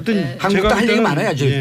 이 문제는 그렇게 쉽게 얘기할 수 있는 문제가 아닙니다. 알겠습니다. 우리나라 역사에 대한 좀 깊은 이해가 좀 필요합니다. 알겠습니다. 이견 있다라고 하는 것으로만 정리하고 자 한국당 내부가 홍류 전쟁으로 시끌시끌해요. 그 감사합니다. 오늘 이거 있었나 시나리오에? 아니 근데 우리 공부 잘하고 서울대 정치학과 출신 왜 이러죠? 봉도사께서는 이 그 바른정당 국민의당 통합에 대해서는 굉장히 언짢나 봐요. 이 이야기는 계속 몇 주째 하세요. 건너뛰어. 여기서 지금 한국당 얘기하기가 좀 불편하니까 자 바른정당으로 넘어가겠습니다. 우리 차명진 의원 말하는 게 더 불편할 것 같아요.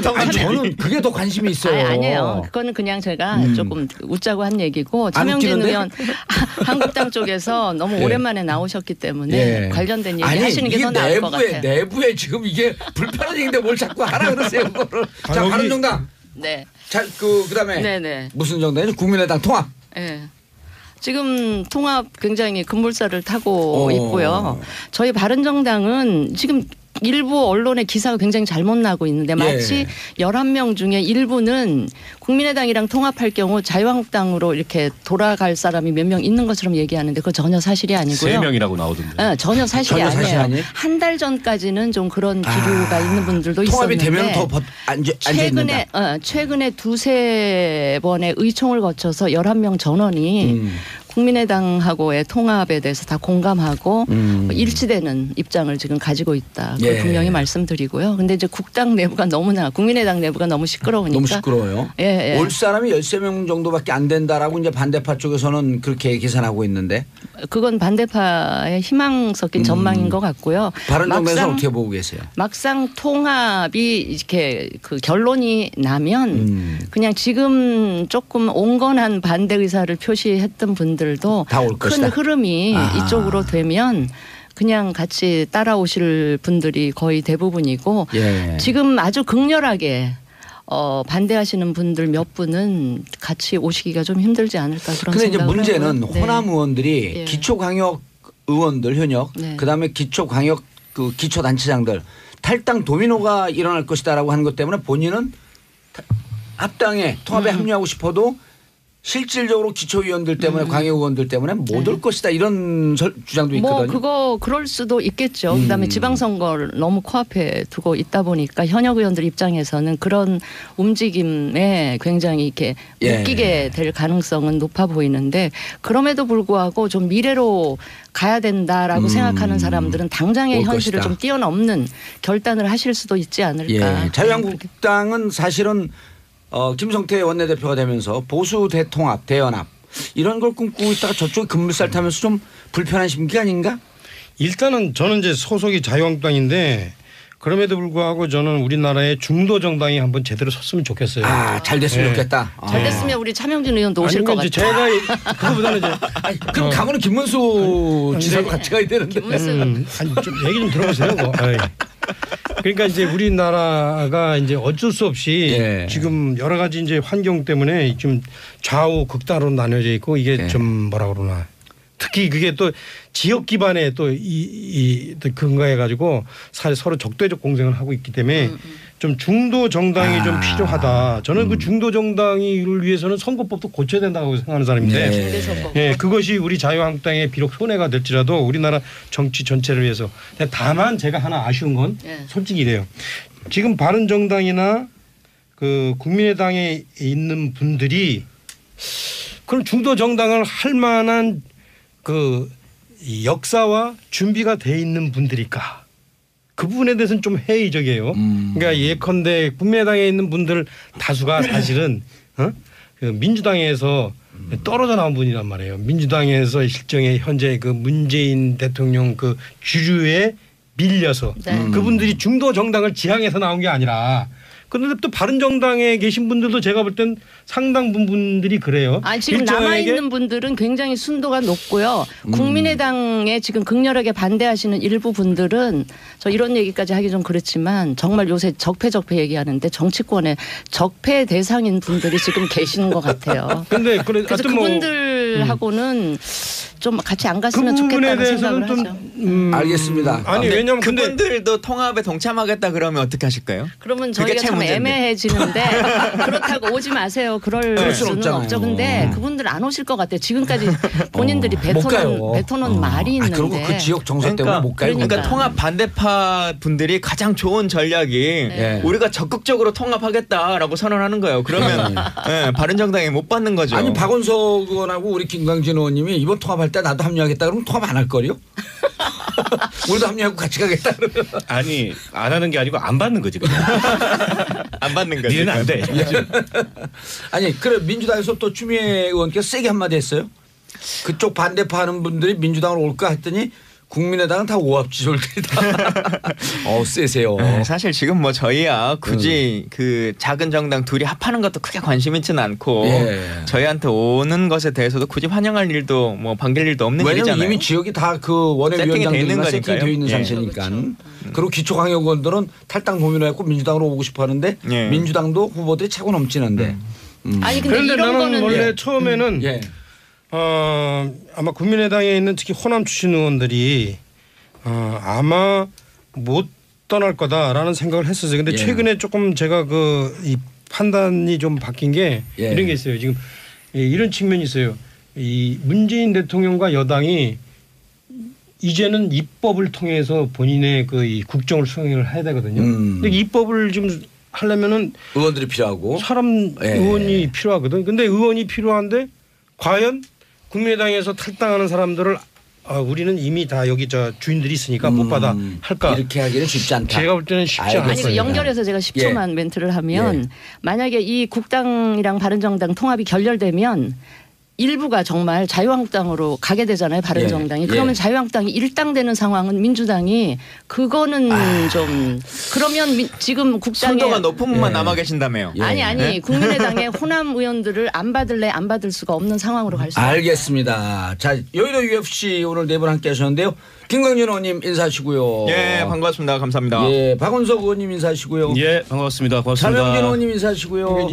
끝난 거예요? 예, 끝났어요. 빨리 인사요. 예, 수고 많으셨습니다. 예, 네. 자 진수희 의원 겸 네네. 장관님 인사하시고요. 오늘 이 방송이 올해 마지막인 것 같아요. 예, 아, 청취자 그래요? 여러분 그러네요. 올 한해 고생하셨고요. 새해 복 센스 많이 받으세요. 예, 자, 네 감사합니다. 고정을 다르시네. 네분 제가 조합 좋아요. 우리가 자주 모실게요. 자, 저는 광고 듣고 4부 비정치회담으로 돌아오겠습니다. 채널 고정하소서.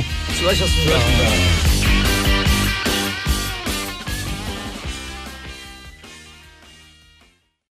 정봉재 정치쇼.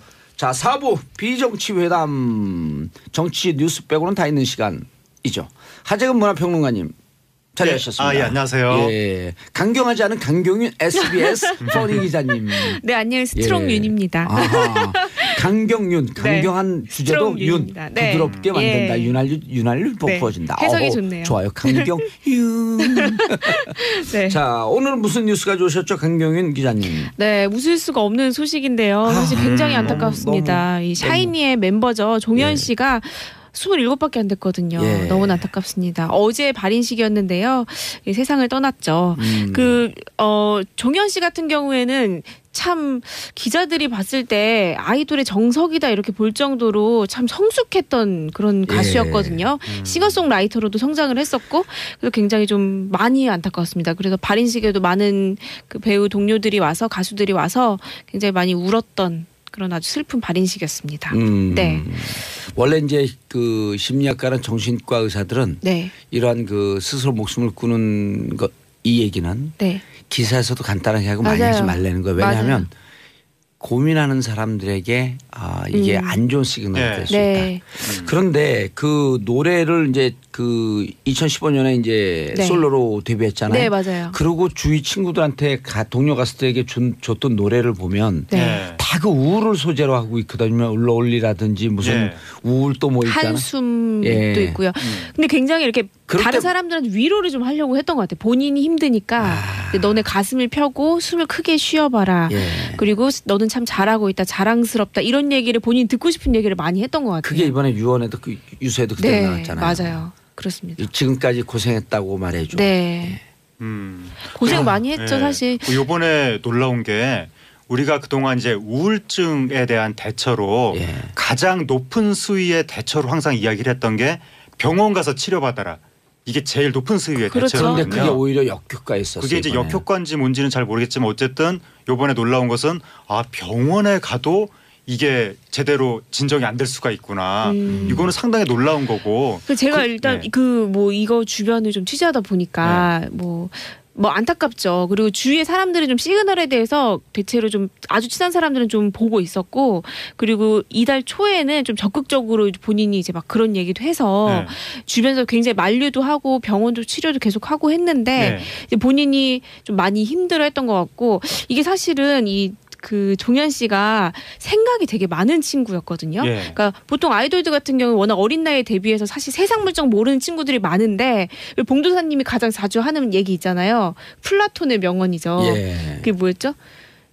그 선거 전에 우리가 그 침묵하면은 가장 정치에 무관심하면 네. 가장 미천한 자들의 지배를 받는다. 매주 네. 듣는 말인데 매주 잊어버리는 그러니까 저도 이 얘기를 종현 죄송합니다. 씨도 이제 본인이 지방선거 당시에 했었어요. 자기 본인 하면서 투표 동료도 하고, 그리고 세월호에 대해서도 얘기하고. 세월호에 대해서도 하고 사실 쉽지 않은 부분인데 본인이 위안부 문제라든지 굉장히 깨어있는 청년이었거든요. 생각도 굉장히 많은데 제 3자로서 지근거리에서 그냥 보자면 이렇게 생각이 많은 친구가 본인을 이제 드러내고 좀 본인이 정말 격없이 소통하고 싶은 부분이 분명히 있었을 텐데, 이 아이돌이라는 이 한계점이 어쨌든 있잖아요. 그러니까 본인이 어떻게 꾸며져야 노출을 되고. 시켜야 되면 안 되고. 네. 굉장히 이제 대중과 좀 거리가 있어야 되고 이런 부분 때문에 좀 그런 부분도 좀 힘든 부분이 아니었을까 그런 좀 안타까움이 있었습니다. 저는 그 심정을 좀 이해하는 게 네. 우리가 2011년 낙곰수 때 확 타올랐잖아요. 그러니까 이 젊은 어린 친구들이 느꼈던 그 공허함. 네. 그리고 바로 저는 감옥에 갔잖아요. 그렇죠. 근데 감옥에 있어도 이제 많은 팬들이 있었는데 네. 이 돌아섰을 때 이 열광하는 팬덤이 사라지면 어떨까라고 하는 게 확 두려운 적이 있었어요. 아, 예. 근데 네. 그게 10대 후반 20대 초반에 아직 성숙하지 않은 우리는 네. 이제 뭐 정치도 하고 국회의원도 하고 온갖 시련을 다 겪어본 네. 사람들인데 또 그런 두려움이 있는데 이 어린 나이에 그런 게 오면 정말 저는 깊게 이해가 되더라고요. 그렇죠. 되게 좋은 말씀 해주신 것 같아요. 예. 사실 이렇게 빛이 크면 클수록 사람들이 마냥 좋을 것 같지만 그렇지 않아요. 그림자도 그만큼 크다는 거는 뭐 세상의 이치인 것 같기도 하고요. 그리고 이거 여기서부터 오는 공허함, 우울증, 우울감 이런 거를 어떻게 극복하는지 그렇죠.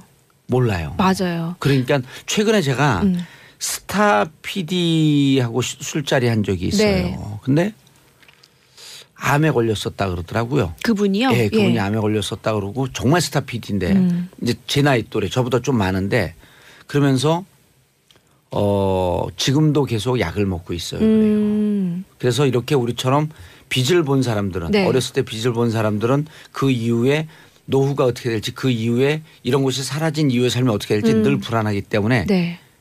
우울증, 불안감 이런 네. 게 계속 있다는 공황장애. 맞아요. 공황장애. 그 아주 우리가 알고 있는 슈퍼스타들 다 네. 공황장애 약을 맞아요. 먹잖아요. 그 우울증, 공황장애 어떤 조사에는 연예인의 40% 정도가 우울증을 앓는다는 조사도 있었는데 서양의 27세 정도의 뭔가 극단적인 선택을 한 유명한 뮤지션들이 몇 명 유명한 사례들이 있습니다. 그때가 아마 굉장한 불안감과 공허감이 동시에 찾아오는 시기가 아닌가. 네. 20대 초중반에 굉장한 전성기를 누리고 예. 이제 20대 말쯤 되면 뭔가 후배들은 치고 올라오고 네. 그 종현 씨가 그랬다는 이야기는 아닌데 네. 일반적으로 그런 이제 사례들이 있다는 이런 거죠. 친구들이 어려움 겪을 때 전 농담이 아니라 네. 저를 찾아왔으면 좋겠어요. 왜냐하면 제가 그 친구들의 문화도 아주 깊게 이해하고 네. 또 나이는 있지만 같이 그 수준에 맞춰서 놀 수 있는 좀 이런 그 가벼움도 있고 네. 그래서 저 같은 사람 찾아오면 도움이 될 것 같아요. 맞아요. 자기들의 얘기를 들어주는 같은 눈높이를 하고 있는 어른이 있으면 도움이 되는 네. 거거든요. 맞아요. 그리고 네. 그때 나는 어떻게 극복했다라고 하는 걸 말할 필요가 같이 놀아주면 되는 거거든요. 예. 얘기 들어주고. 지금 안 그래도 봉도사님이 낙곰수 이후에 본인에게 밀려왔던 이 약간 허망함 같은 걸 얘기했을 때 굉장히 저도 지금 굉장히 깜짝 놀라면서 약간 공감이 있었거든요. 그래서 부산의 한 정신과 의사는 제 방송을 열심히 듣는 여자 의사분인데 네. 미혼에 네. 그분이 미혼? 문자가 네. 와갖고 가면성 우울증 증상이 심하다. 겉으로는 웃고 있지만 네. 안으로는 늘 슬퍼하고 네. 늘 외로워하고 네. 새벽 2시에 외로워요. 그래서 이제 우리 집사람이 가급적 혼자 있지 마라. 이 네. 얘기를 계속 하거든요. 네. 근데 이제 저는 어쨌든 내성이 생겼고 극복을 하면서 어려움을 겪고 있는데 그분이 가면성 우울증이고 그냥 놔두면 더 심각해질 수 있다. 네. 한번 와라. 그런데 제가 안 가도 될 정도로 그 제가 버티고 있었고 네. 가는데 이 우리나라 10대 20대 연예인들이 네. 병원 가는 걸 두려워하지 않았으면 좋겠어요. 왜냐하면 미국의 스타들 있잖아요. 운동선수들 다 병원 심리 치료 받아요. 네, 심리치료 받죠. 근데 우리는 정신과 간다는 것 자체가 터부시돼 있잖아요. 예. 그래서 이제 그런 이야기들을 그동안 해왔는데 우울증이라든가 정신적으로 좀 문제가 있으면 남의 시선을 신경 쓰지 말고 병원에 가라. 예. 우리 사회가 그동안 정신적인 문제로 병원 가는 것을 굉장히 터부시해왔기 때문에 이게 문제가 됐는데 문제는 이번에 종현 씨의 경우에는 병원에 갔다는 거죠.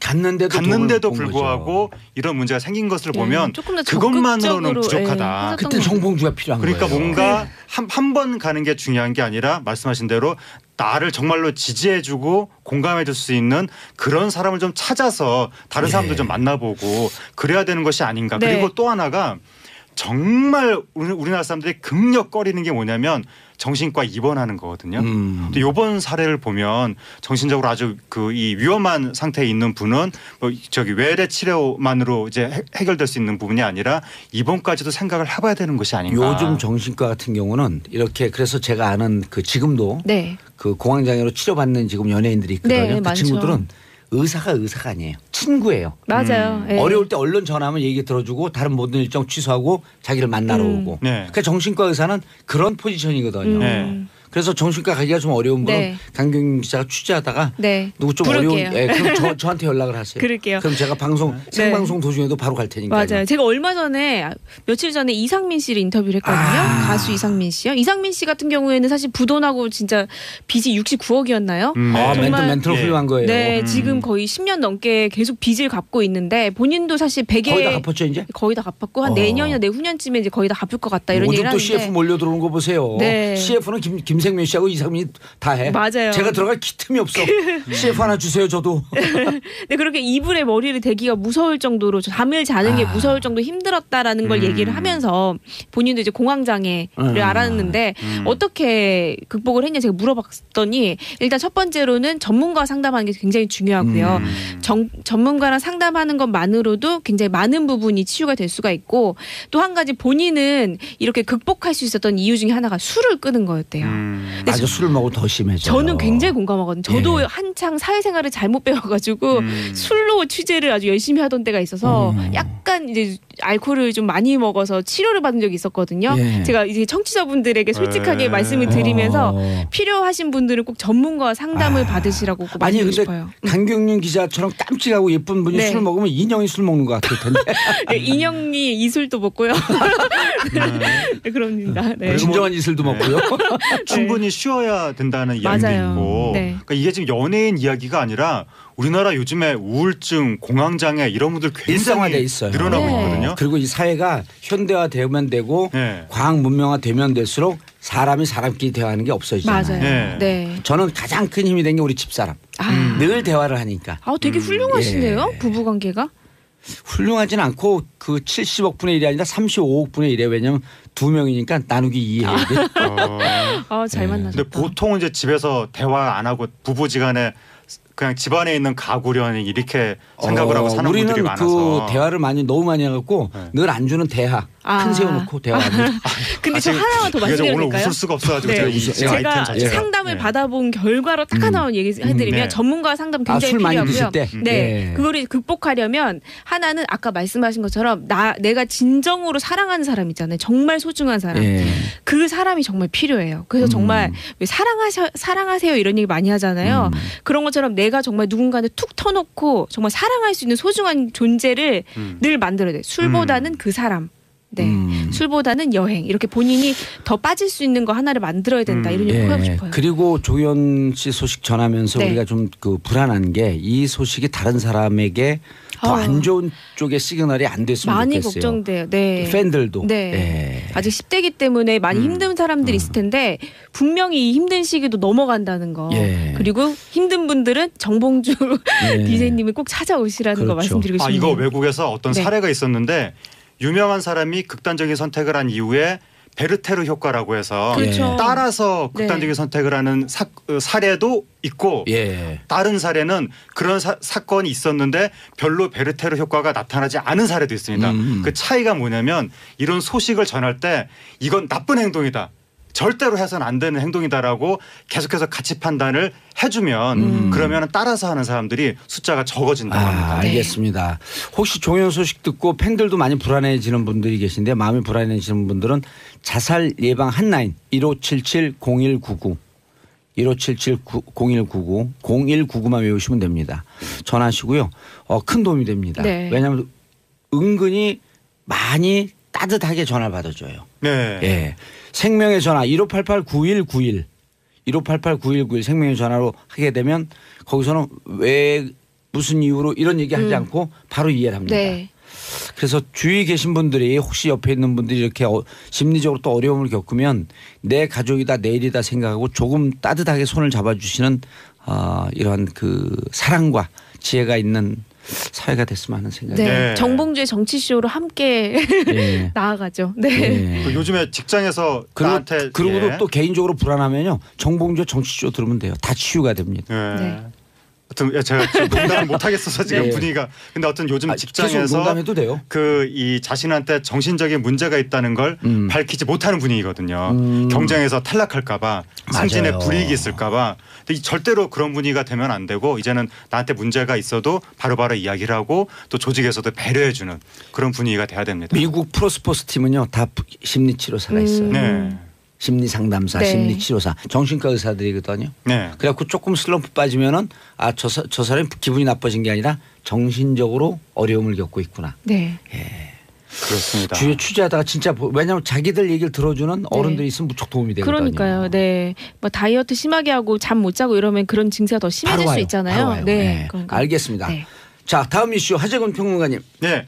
정우성 씨가 예. 많은 사람들이 지금 놀라고 있습니다. 그러니까 정우성 씨를 그냥 미남 배우다, 조각 배우다. 네, 뭐 청춘 스타다 그렇게만 이제 알고 있는 분들이 많았는데 요번에 정우성 씨가 화제가 된 게 KBS 오후 뉴스에 출연을 한 거예요. 예. 거기서 대화를 하다가 진행자가 요즘에 사회적으로 관심을 갖고 있는 이슈가 뭡니까? 라고 물어보니까 그 KBS 뉴스였는데 정우성 씨가 KBS 정상화에 관심이 있다고. 그 얘기를 그러니까 대놓고 한 거예요. KBS 파업 부분을 KBS에서 생방송으로 빅사이다가 터졌네. 네. MC가 고개를 숙였죠. 네. 그래가지고 이제 정우성 씨가 이런 정도로 개념이 있는 사람이었나? 요 전에 소방관 그 돕기 맞아요. 예. 네. 밀가루 분말가루 뒤집어쓰기. 네. 그것도 했잖아요. 맞아요. 그건 제가 못 봤습니다. 그거 네, 정우성 릴레이 씨 하셨죠. 하고 그다음에 제가 받아서 한 다음에 저는 다음 주자를 누가 했냐면 문재인 대통령 하시죠. 결국은 깔때기로 연결이 되는 거거든요.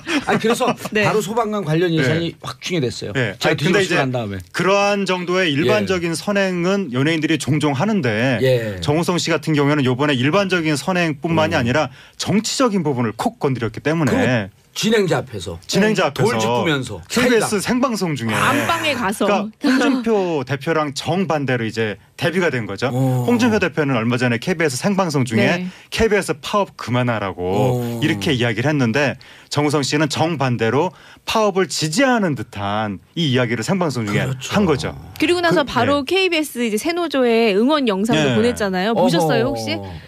굉장합니다. 그 정우성 씨가 응원 영상을 보낼 줄 솔직히 아무도 몰랐는데 보내서 이런 얘기를 했었죠. 사실 KBS에 실망을 한 국민들이 참 많다. 이런 차디찬 공기를 뚫고 본인들이 계속해서 진정성 있는 목소리를 낸다면 그것이 이런 차가운 공기를 뚫고 국민들에게 분명히 전달이 될 것이다. 지치지 마세요. 응원합니다. 이렇게 얘기를 했죠. 너무 멋있었어요. 그러니까 그 조각남이 그럼 못하는 게 도대체 뭐죠? 방송 진행은 못할 것 같은데. 상대적 말씀도 요즘 너무 잘하시고요. 얼마 전에 인터뷰를 한번 한 적이 있었는데 아니 근데 정우성 씨가 정우성 씨 꿈이 영화 제작아니에요. 그렇죠. 감독이 되고 싶다 그랬거든요. 그래서 그런 거 보면은 여러 가지로 다양한 소양이 있고 재능이 있는데 너무 잘생겼고 가리고 있었어요. 가리고 있었어요. 지금 회사도 하고 있거든요.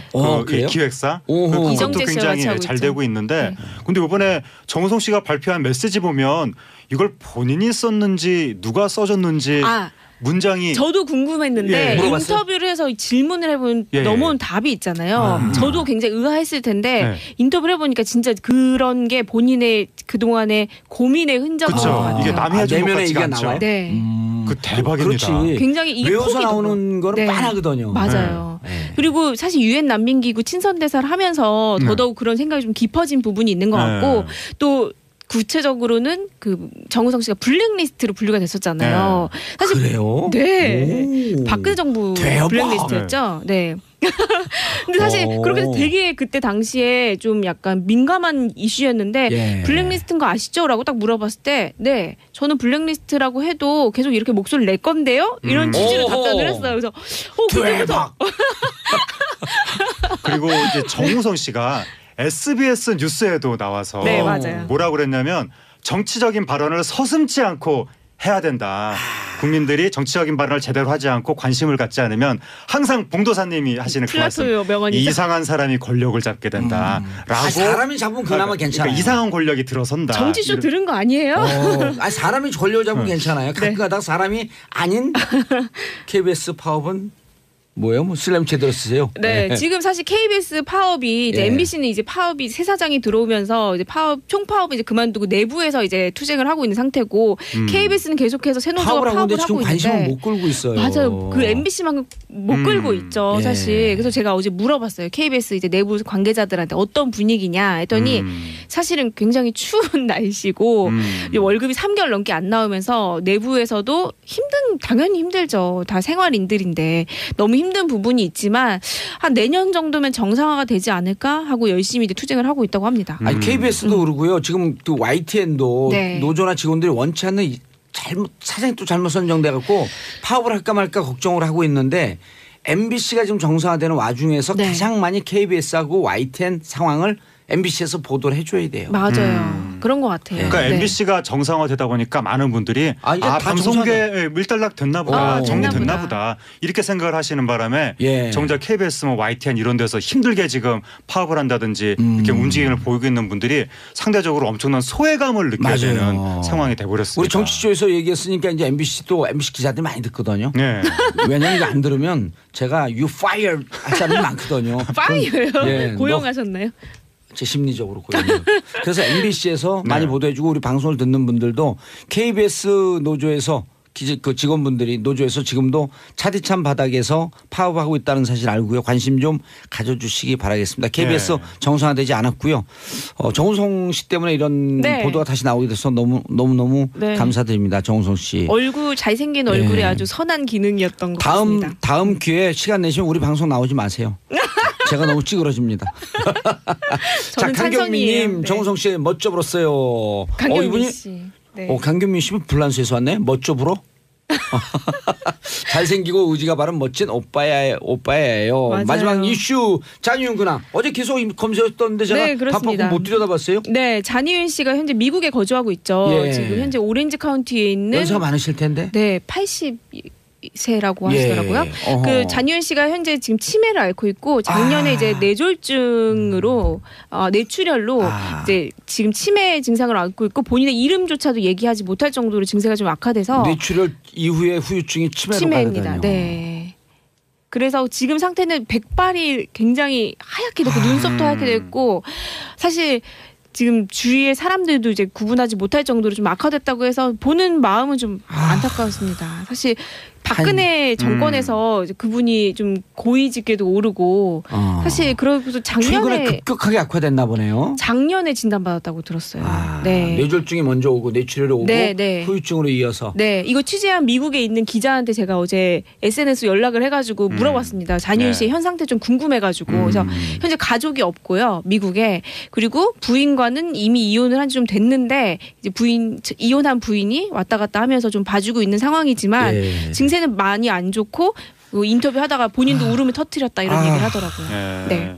그 박근혜 정부 때 그 잔이윤 씨가 한국관광공사 감사 그때 임명될 때 맞아요. 그때 야권에서 지금 굉장히 고령이신데 건강상에 좀 문제가 있지 않겠느냐라고 했었는데 그거 가지고 또 노인 폄하라고 굉장히 막 반대편에서 비난을 하고 했다가 걱정을 해준 거죠 그냥 그때는. 그런데 결국 그 감사직을 맡고 있는 도중에 뇌출혈 증세가 오셔서 중간에 이제 그만두시고 가급적 정치권에서 문화예술인들은 본인이 원하지 않으면 안 끌어들이는 게 좋아요. 저 같은 문화예술인 방송인을 정치권에서 안 끌어들였으면 좋겠어요. 이제 그쪽으로 카테고리로 오신 건가요? 자, 두 분 수고하셨습니다. 인사하시고요. 네, 감사합니다. 메리 크리스마스입니다. 자, 즐거운 금요일 밤 보내시고요. 저는 내일 오전 11시에 돌아오겠습니다. 평안을 사랑하는 국민 여러분 감사합니다. 땡큐 피스 코리아.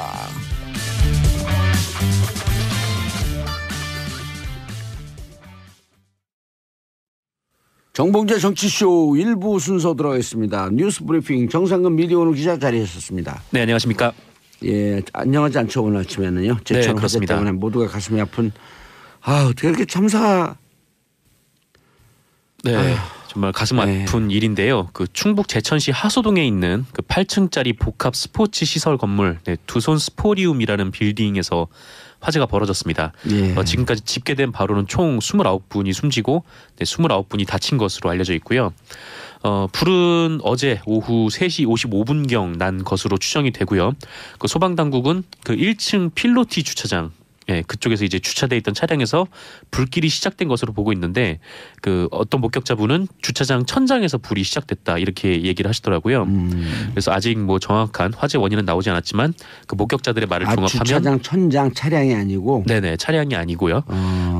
근데 어쨌건 아직 정확하게 원인이 나온 건 아닙니다. 하지만 그 목격자들의 말을 종합하면 그 1층 주차장에서 불길이 치솟은 것은 사실인 것 같고요. 이게 이제 건물 외벽 마감재가 그 드라이비트라는 그러니까요. 그 네. 드라이비트가 그 원료가 스티로폼이거든요. 그 스티로폼에 그 시멘트를 덧댄 형태라고 하더라고요. 근데 그게 뭐 보온성, 그 단열 뭐 이런 부분에 좋아서 외벽 마감으로 많이 쓰죠. 네. 하지만 결정적으로 이제 싼 가격이기 때문에 싸죠. 약간 대리석 질감이 있거든요. 네. 그래서 그거를 많이 쓰는데 이게 화재에 굉장히 좀 취약한 취약하죠. 물질이라 네, 금세 불길이 타고 올라가 버렸다고 합니다. 예. 네, 불은 1시간 40분 정도 뒤인 오후 5시 40분께 진압이 됐고요. 이 건물 2층 사우나에 있던 이용객들이 그 불길과 연기에 갇혀서 큰 피해를 입었습니다. 1층에서 불이 올라와서 2층이다 보니까 직접적으로 타격이 좀 있었고 그 목욕탕이 통유리다 보니까 이게 환기가 안 돼서 유독가스가 안에 가득 찼다고 합니다. 예. 그래서 이제 사망하신 분들은 거의 이 사우나 이용객들이 대부분이라고 하고요. 화재 현장에서는 또 건물 외벽에 매달리거나 옥상에서 하부에 설치한 에어매트로 뛰어내리는 장면들이 계속 보이는 등 좀 아찔한 장면들이 이어지기도 했고요. 밖에서는 건물에 갇힌 가족을 살려달라라는 피해자 가족분들의 절규가 이어졌다고 합니다. 그 보도에 따르면 어떤 분께서는 함께 목욕을 하러 갔던 아내와 그다음에 딸과 장모님이 한꺼번에 목숨을 잃는 비극도 있었다고 하고요. 이번 참사에서 좀 돌아봐야 할 게 있는 것 같은데 일단 건물까지 그 소방차가 가는데 길에 주차한 차량이 너무 많아서 이제 진입이 좀 늦어졌다고 합니다. 어디 골목길 안쪽에 있는 그런 건물이 골목길 안쪽에 있었나 봐요. 보통 그런 그 스포츠센터는 대로변에 있는 게 많은데 골목 안쪽에 있었네요. 네네. 그 주차한 차량이 많아서 좀 진입이 늦어졌다고 하고요. 또 굴절 소방 차량이 고장이 나서 대피가 지연되기도 했습니다. 뭐 추운 날씨로 인해서 밸브가 좀 터졌다라고 하는데 조금 더 관리에 만전을 기했으면 어땠을까라는 생각이 좀 들고요. 무엇보다 아까 말씀하셨던 드라이비트라는 그런 마감 외장재가 좀 의정부 화재 때도 이게 좀 문제가 됐었거든요. 근데 이게 좀처럼 잘 안 되고 있습니다. 드라이비트 외벽 마감재로 사용 금지를 해야죠. 그렇게 되면 이렇게 화재 취약한 게 내부 마감재 같은 경우는 그 불에 안 타는 그게 됐는지 안 됐는지 소방 검열이 엄격하거든요. 네. 근데 외부에서 이렇게 타고 올라가게 되면은 그걸 마감재로 쓰지 못하도록 해야죠. 그렇죠. 사실상 뭐 외벽으로 이렇게 타고 올라가면은 사람들이 빠져나올 구석이 없으니까 뭐 결국 이제 유독가스로 인해서 좀 사고를 당하시는 분들이 많은데 그게 후진국형 인테리어 그 마감재예요. 왜냐하면 후진국 같은 경우는 인테리어 할 때 제가 인테리어 사업을 해봤잖아요. 아 그래요. 그럼요. 그 화재 등등에 대한 점검이 없어요. 후진국들은. 근데 선진국으로 가면서 특히 그 방염 이런 커튼 같은 경우도 방염 처리하게 되면 그 부분만 지직 타다 말거든요. 불길이 안으로 들어오지 않고요. 그렇죠. 아니 커튼도 잘 타는 거기 때문에 커튼 우리나라 같은 경우 인테리어 할 때 방염 처리가 다 돼 있어야 돼요. 근데 외벽에 저렇게 방염 처리가 안 되고 화재 취약한 걸 쓰도록 허용하면 이거는 행정 편의주의예요. 제가 보기에는. 후진국 예를 들어 20년 전 30년 전에는 워낙 그 나라가 어려우니까 썼다고 치면 이게 선진국으로 가면서 바뀌어야 되거든요. 저런 게. 그래야죠. 그리고 기존에 있던 것도 다 뜯어갖고 새로 공사하게끔 하고. 네. 정말 이 좀 값이 싸다는 이유로 좀 이렇게 좀 안전에 소홀한 마감재를 좀 안 썼으면 좋겠는데요. 그리고 소방 그 예산 늘리자고 계속 그랬잖아요.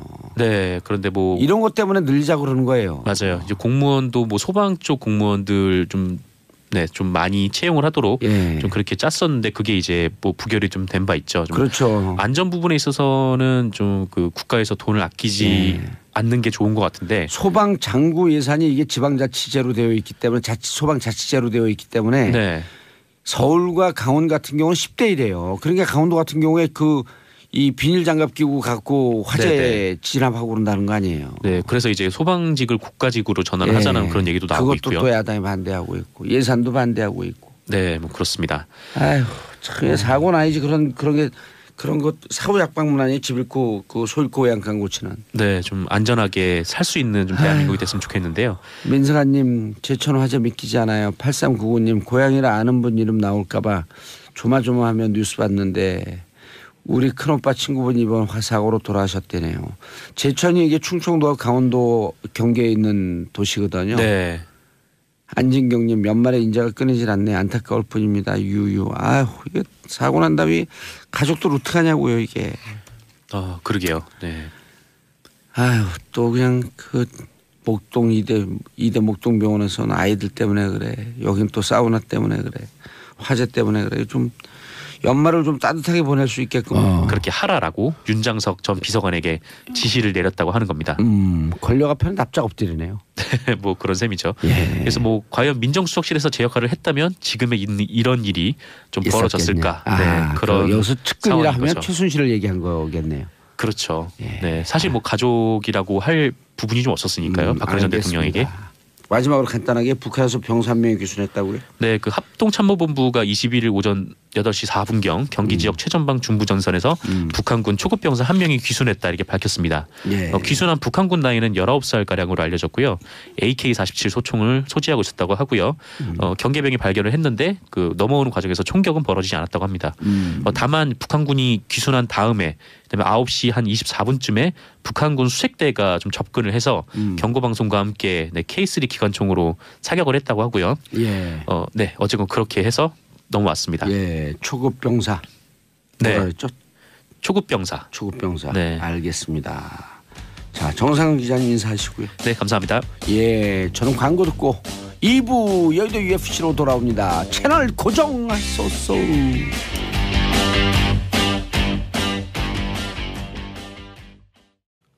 정봉재 정치쇼 2부 순서 들어가겠습니다. 여의도 UFC. 자, 오늘 20대 국회 본회의 임시회기죠? 다 원해여가지고 별로 관심이 없습니다. 임시회의 마지막. 자, 그래서 본회의 열리는 날 의원님들이 못 나오시고 전 의원님들이 와그닥닥 자리하셨습니다. 김광진 더불어민주당 의원 자리하셨습니다. 예, 안녕하세요. 차명진 자유한국당 재선 의원. 아니 그럼 나를 특별히 모신 게 아니라 이게 대체품으로 모신 거예요? 그렇죠. 아 참 이런 줄 알았으면 안 나올 걸. 그러면 그냥 가세요 지금 그럼. 왔는데 그 물량 채우고 갑시다. 자, 고정 진수희 전 재선 보건복지부 장관 예, 출신. 바른정당의 진수희입니다. 예, 네. 아유 고정이에요. 팬이 많아졌어요. 바른민주당인 줄 알아. 어떨 땐 바른정의당인 줄 알고. 그래서 오늘은 한국당 쪽에서 한번 붙으려고 왔어요. 아니 그게 아니고 모처럼 어렵게 나오셨기 때문에 충분히 말씀하시도록 저는 오늘 좀 많이 또 조용히 있겠습니다. 차명진 의원하고는 제가 개인적으로 아주 절친이거든요. 아니, 목도리를 오늘 딱 통합의 메시지를 딱 표시하고 오셨어요 지금. 아니 그리고 컵도 빨간색. 저는 뭐 참 원래 예. 이 얼굴 안 나오는 데는 안 하는데 예. 이 봉도사가 하도 이거 보이는 얼굴 날인데. 나가요? 얼굴 나가요? 라이브로. 그렇습니까? 라이브로 나갑니다. 페이스북으로 또 나가고 보는 라디오로 또. 아침에 신경 좀 쓰고 놓고. 자, 그리고 오랜만에 나오셨어요. 박원석 정의당 의원님 자리하셨습니다. 네, 안녕하세요. 박원석입니다. 예. 대표 선거에서 이정미 현 대표하고 붙었다. 그때 많이 졌어요? 아니요, 뭐 한 5% 졌습니다. 5%. 그러니까 원외인데 아무래도 원외이기 때문에 당원들이 원내를 선택한 거라고 봐야죠. 뭐 그런 것도 있을 거고요. 예. 또 이정미 현 대표께서 진보정당을 아주 오래 하셨어요. 저는 비교적 뒤늦게 개헌되면서 결합한 거고 뭐 그런 차이들이 나는 거죠. 이정미 대표도 그렇고 박원석 의원님도 그렇고 진보 정치하는 분들인데 아주 부드러우세요. 예. 오늘은 안 부드럽게 한번 진보정치 본색을. 아, 그래요? 민주당 의원인 줄 알았어요. 때로는 자유한국당스럽고. 저 욕인데. 욕한대요. 원래 정의당 저는 제2 여당 이렇게 부르거든요. 아, 그래요? 네. 바른정당을 영어로 하면 정의당이에요. 아니 한자로 하면. 맞아요. 자, 알겠습니다. 오늘 네 분 활약 기대하면서 제가 커피도 쌌습니다. 활약하시라고. 네, 감사합니다. 차명진 의원님 좀 그러게요. 공손하게 앉으세요. 건방지게 기대 좀 말고. 네. 자, UAE 논란 의혹이냐 정치공작이냐 정치공세냐 이거 좀 궁금해요. 왜 갔는지. 근데 뭐 자유한국당에서 먼저 말씀해 주셔야 될 것 같긴 한데 별로 의혹 제기할 만한 분야도 그렇게 크지 않고 또 어떤 부분에 대해서 국익과 관련한 어떤 논의가 있었다 치더라도 그걸 다 공개할 필요성까지 있는 건 아니지 않습니까? 그리고 뭐 예를 들면 원전 뭐 이런 것에 대한 염려가 있으시다고 계속 하시는데 진짜 원전이 국익 차원에서 뭔가 문제가 될까 봐 염려를 하시는 건지 그때 계약을 할 때 있었던 일들 중에 어떤 것들이 밝혀지면 안 될까 봐 염려하시는 건지라고 하는 부분이 좀 걱정스럽네요. 살금살금 부드럽게 얘기하시는데 싸움을 세게 거시네요. 그런데 왜 갔대요? 간 이유는 뭐라고 할게요, 청와대에서는? 일단 공개적으로 말하는 것은 군부대 방문 위에 파병을 가했으니까요. 이제 그거 한 것이고 또 어쨌든 왕세제를 만나서 국가 간에 나눠야 될 일이 있었다라고 하는 것까지만 지금 공개를 하고 있는 거죠. 예. 자유한국당이 문제 삼는 부분이 정확히 뭐예요? 그 전에 우리가 이 문제를 좀 심각하게 봐야 될 이유는 뭐냐면 정치 지도자는 국민들한테 거짓말하면 안 돼요. 이게 제일 큰 거예요. 우리가 지금 그동안에 그 정치 쭉 해보면 뭔 일을 했는가보다 무슨 말을 했는가가 더 심각하다고. 이번에 저 임종석 실장이 가서 처음에 뭐라 그랬어요. 동명부대 격려하러 갔다고 그랬다가 그다음에 싹 말을 바꾸잖아요. 그죠? 뭐 예컨대 최종적으로는 뭐 박근혜 정부가 뭐 저지른 거를 되게 좀 무마하러 가려 했다? 이런 식으로 말을 바꾸면 안 돼요. 그게 일단은 국민들한테 불신을 주는 거고 이 자체만으로도 앞으로 제가 볼 때는 나중에 이 문재인 정부가 힘이 좀 빠지게 될 때 상당하게 제가 볼 때는 아마 청문회 대상 1호가 될 거라고 보여지는데 청문회 대상 1호 쓰시네요. 그런데 이제 하여튼 그때 청문회 때 뭐 제가 가면은 다행스럽게 제가 나가면 국회의원 다시 가는 거예요? 이제 갈 수도 있을 것 같아요. 보니까 부럽죠. 청문회 증인으로 가시는 건 아니죠? 그건 아니지. 이거 무슨 상관이 있다고 증인으로 가? 친이잖아. 그 정도 끝발이 있어 내가? 친이시잖아. 친이 아닌가? 저쪽이 친인가? 아니지. 이때 청문회 열면 청문회는 지금 현재 그 청와대에 있던 분이나 이 민주당 분들이 나오지. 내가 무슨 뭐 민주당 근처에다 간 사람도 아니고 나를 보면은 적폐라고 그렇게 막 욕하는 분들이 말이야. 그래요? 그래서 하여튼 내가 뭘 물어볼 거냐? 뭘 물어봐요? 미리 보는 청문회. 지금 이 북한 쪽하고 관계가 있었던 거 아니냐? 왜냐하면 이제 레바논이 사실은 그 헤즈볼라 이쪽 그 하고 가깝거든요. 헤즈볼라는 또 이쪽 북한 쪽하고 관계가 깊다라는 그런 의혹이 있어요. 혹시 그런 측면에서 간 거 아니냐라는 의혹이 제기되고 있고 또 하나는 이제 우리 자유한국당에서도 많이 얘기한 거잖아요. MB 여기 MB 때 장관 하시던 분 있으니까 이따 한번 MB 그 뭐야 이 소위 말하면 MB가 그 마이크를 피하면서 얘기하세요. 계속 마이크를 피했다요. 제가 코가 빼죽해가지고 이게 다 할까봐. MB가 UAE에 그 원전 수주하면서 뭔가 서로 커미션을 주고받은 거 아니냐. 그런 의혹을 갖고 저팩청산몰이를 하다가 보니까 국내 소재가 다 떨어져서 외국 거 이제 하려다가 거기까지 그 조사를 하려고 간 거 아니냐. 또 어떤 얘기는 그 조사하다가 UAE한테 들켜가지고 니들이 어떻게 감히 우리 왕족의 장부를 뒤져봐 해서 열받게 만들어서 그러면 국교 단절해. 이런 그 통보를 받고 그거를 무마하러 갔다는 썰이 있어요. 설이 많네요. 네, 많죠. 저는 이제 그거 말고 또 하나 설이 있는데 제가 볼 때는 설이 아니라 이제 본인의 추정에는 아마 평창 올림픽에 지금 문재인 대통령이 올인을 하고 있어요. 여러 가지 측면에서 아마 북한 핵 문제 해결도 그렇고 동북아 문제에 대한 본인의 주도권 확보를 위해서 그런데 아마 평창 올림픽의 평화적 그 수행 개최를 하려고 보니까 상당히 이게 좀 위험하거든. 그래서 이 사실은 이제 중동의 어떤 그 중요한 창구 역할을 하는 UAE와 레바논에 가서 그런 부분에 대한 협조를 구하지 않았을까. 이건 제 추정이고. 일단 이러이러한 추정이 있는데 이런 부분에 대해서 이 국민을 본인이 가지 말든가. 그래가지고 국정원장이나 이런 사람 보내든가. 왜 본인이 가가지고 그걸 티를 내가지고 왜 국민한테 이런저런 얘기를 바꾸느냐 이게요. 그거는 떳떳하지 못하다. 그래서 그것만 제가 볼 때 나중에 문제가 계속 될 거예요. 국회 운영위 소집하면서 여당도 같이 열자 이렇게 왜 그 제안을 안 했어요, 근데? 그리고 임종석 실장도 소환 요구서도 보내지 않고. 지금 본인한테 직접 물어보면 될 거 아니에요. 너 왜 갔냐? 아니 했을 걸 아마. 근데 그거 구두로 아마 오라고 그랬을 거고.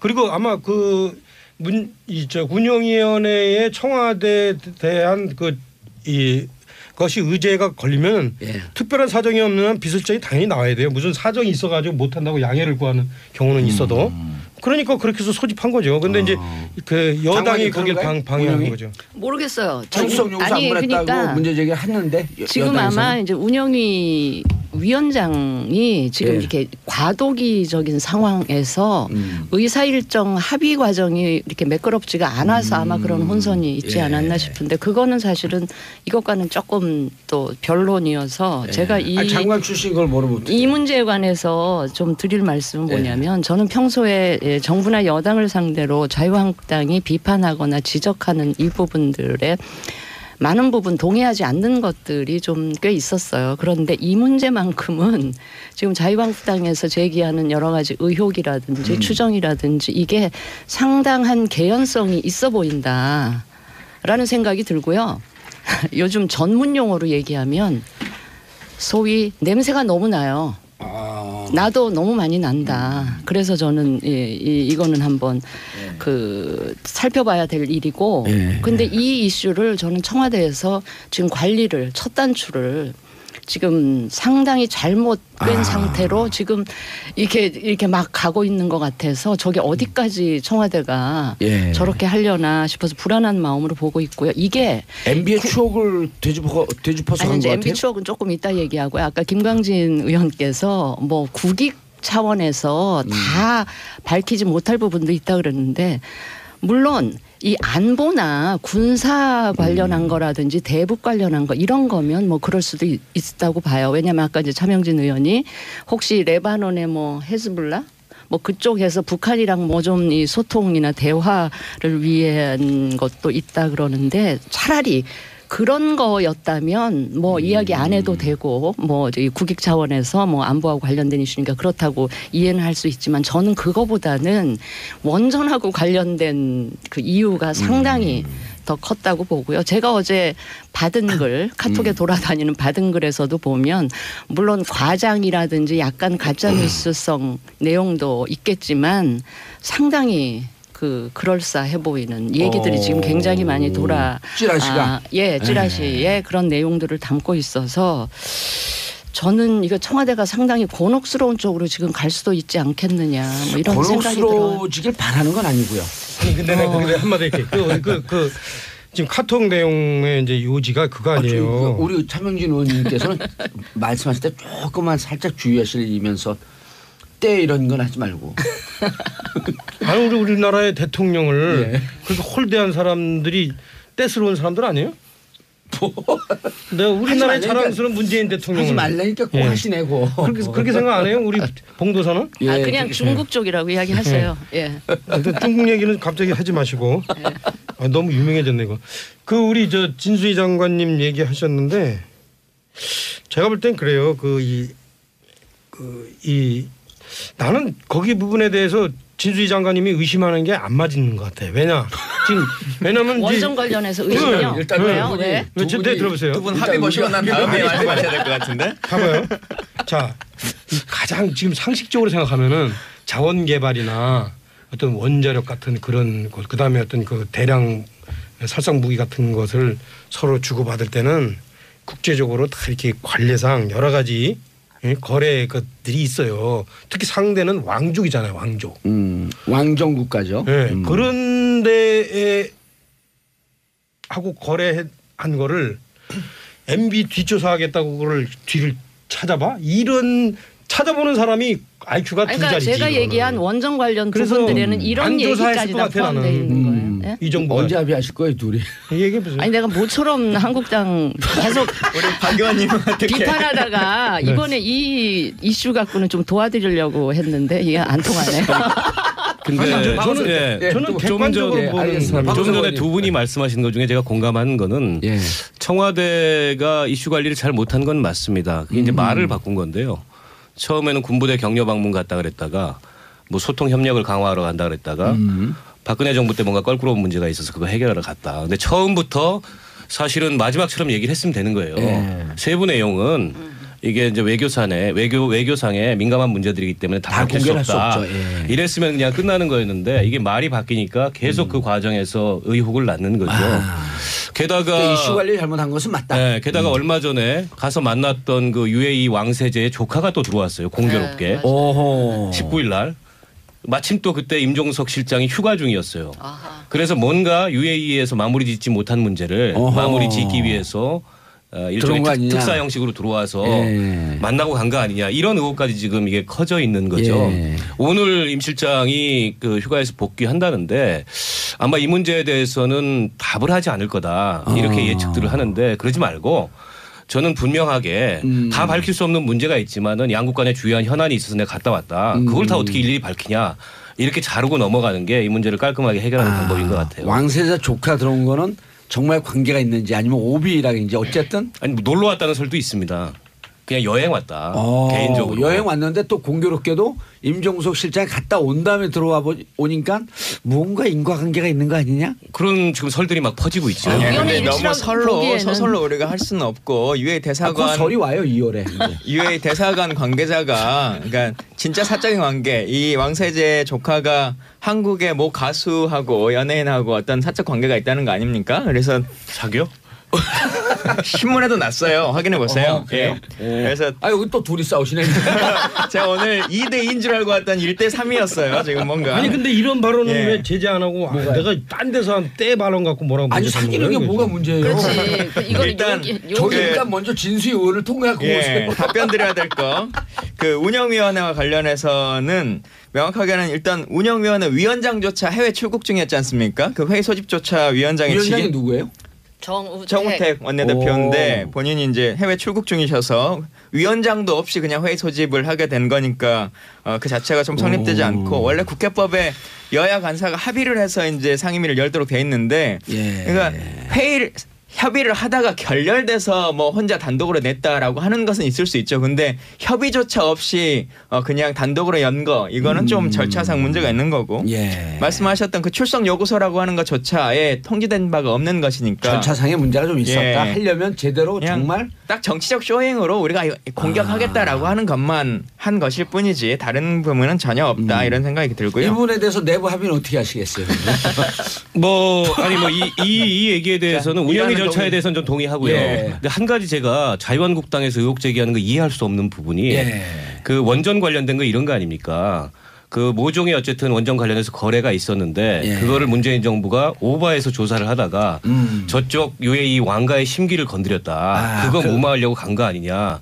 이런 얘기를 자유한국당이 스스로 마치 뭐 도둑이 재발절이듯이 막 얘기하고 다니면 그게 과연 좋은가요? 자유한국당이나 MB한테나?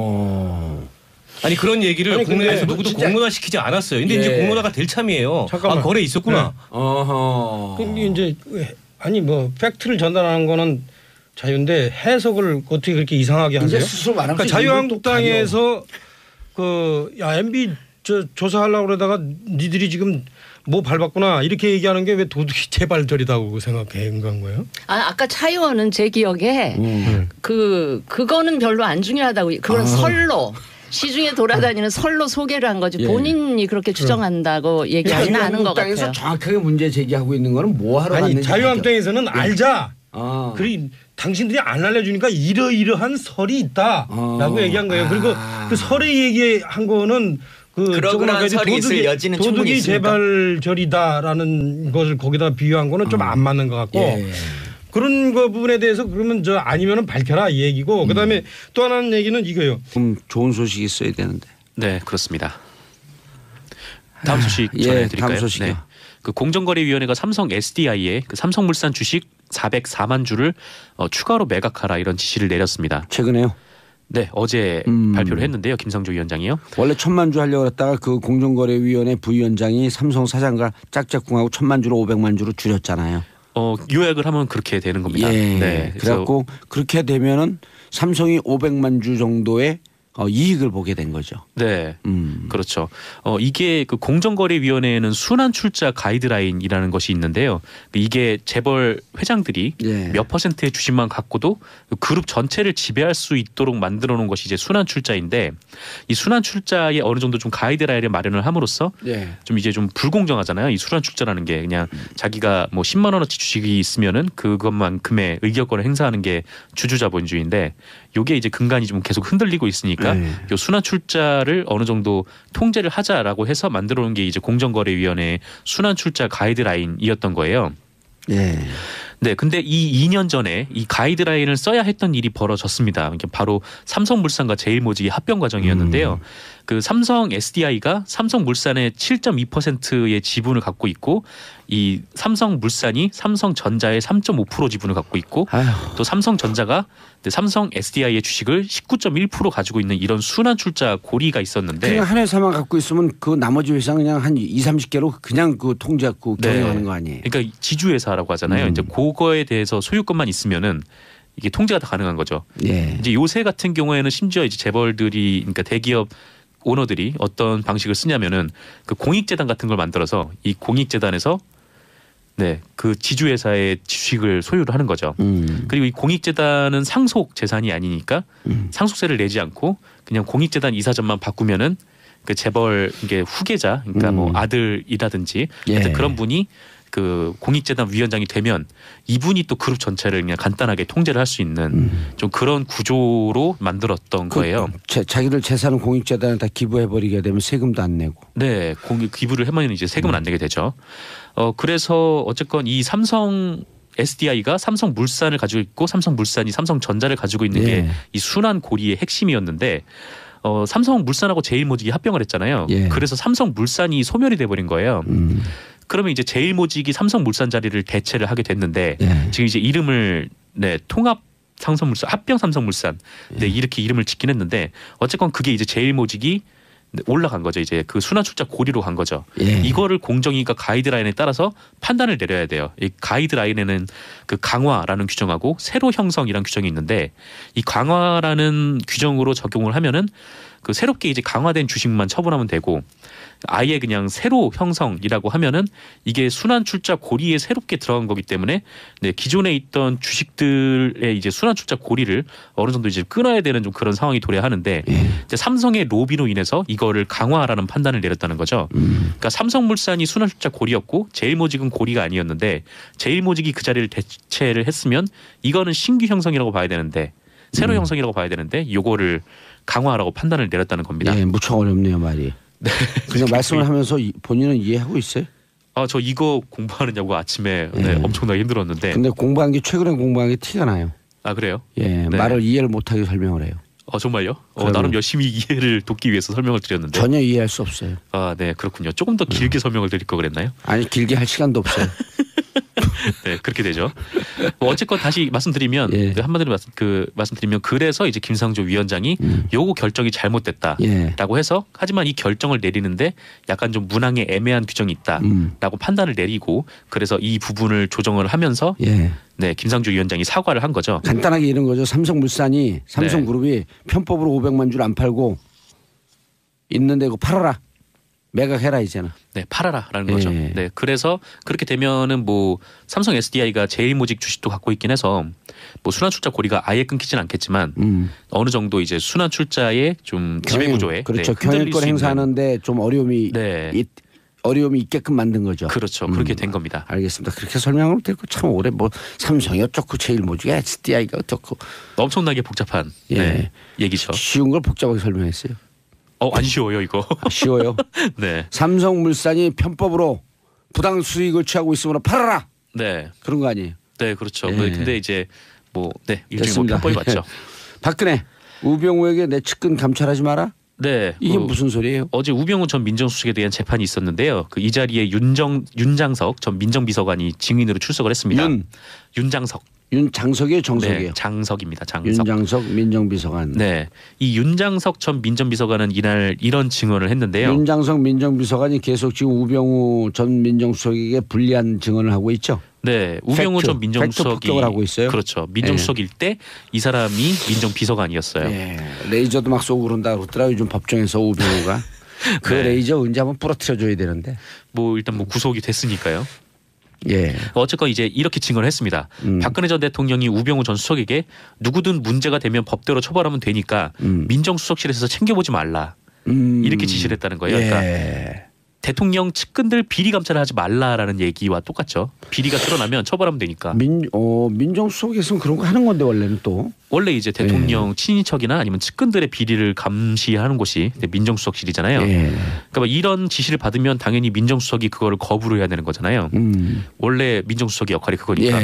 그런데 우병우 전 수석은 그냥 박근혜 전 대통령의 말대로